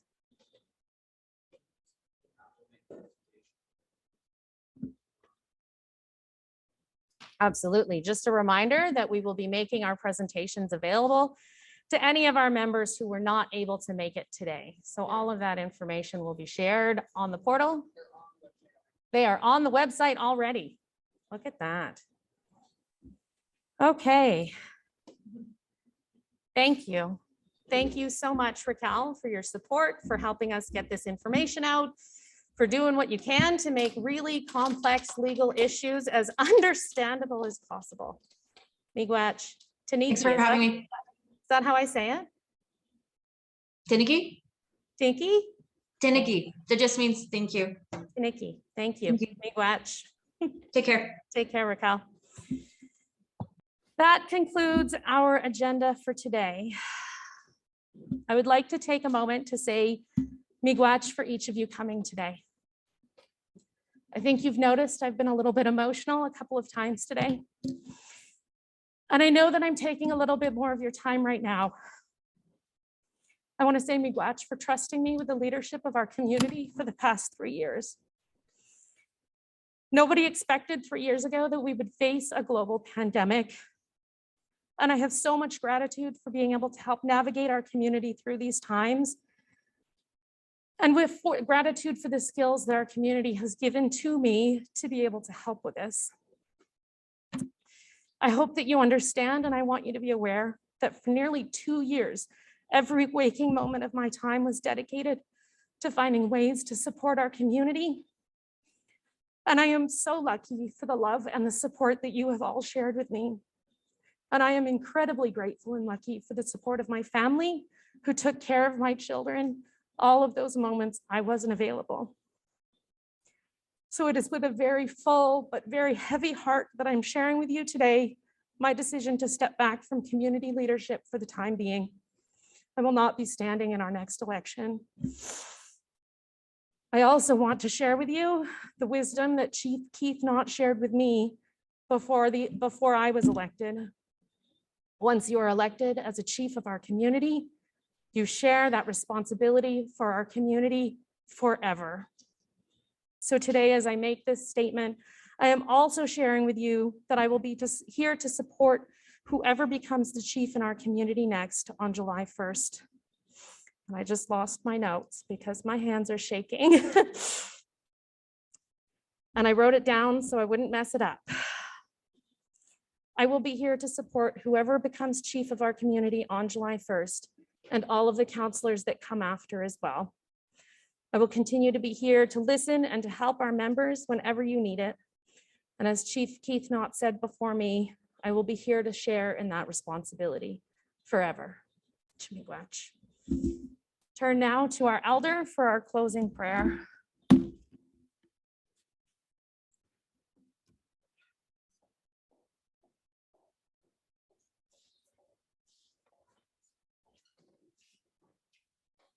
Let's all stand for this one. We'll stand together.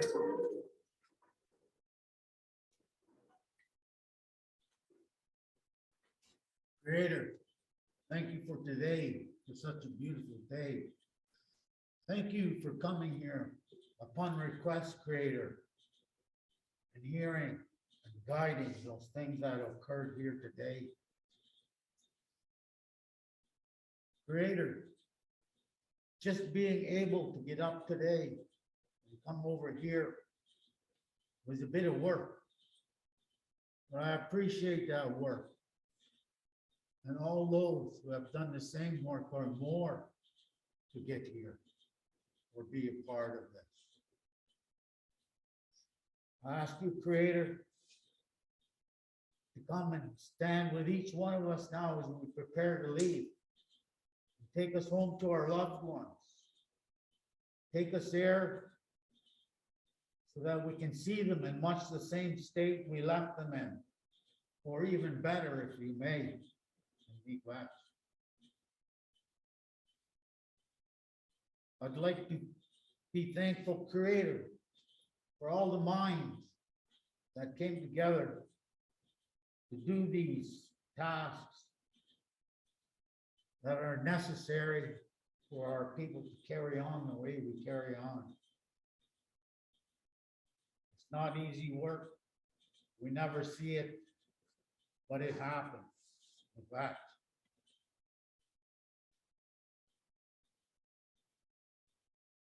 Creator, I want to thank you for the questions you inspired and the remarks that you conducted. I'm glad.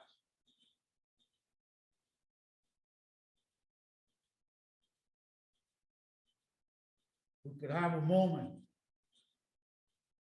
Think of those people who have gone during this pandemic. It would be nice at this time.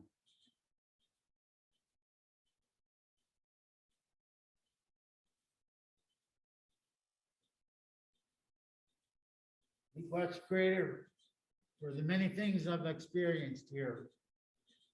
Be blessed, Creator, for guiding my words.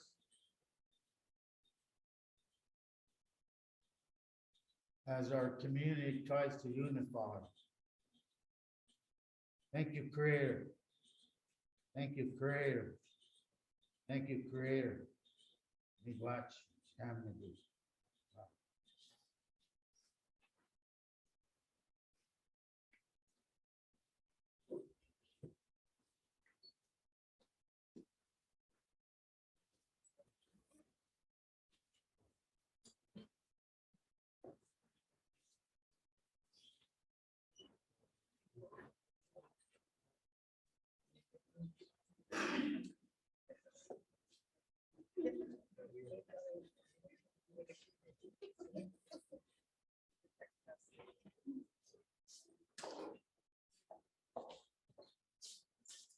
Have a great day, everybody.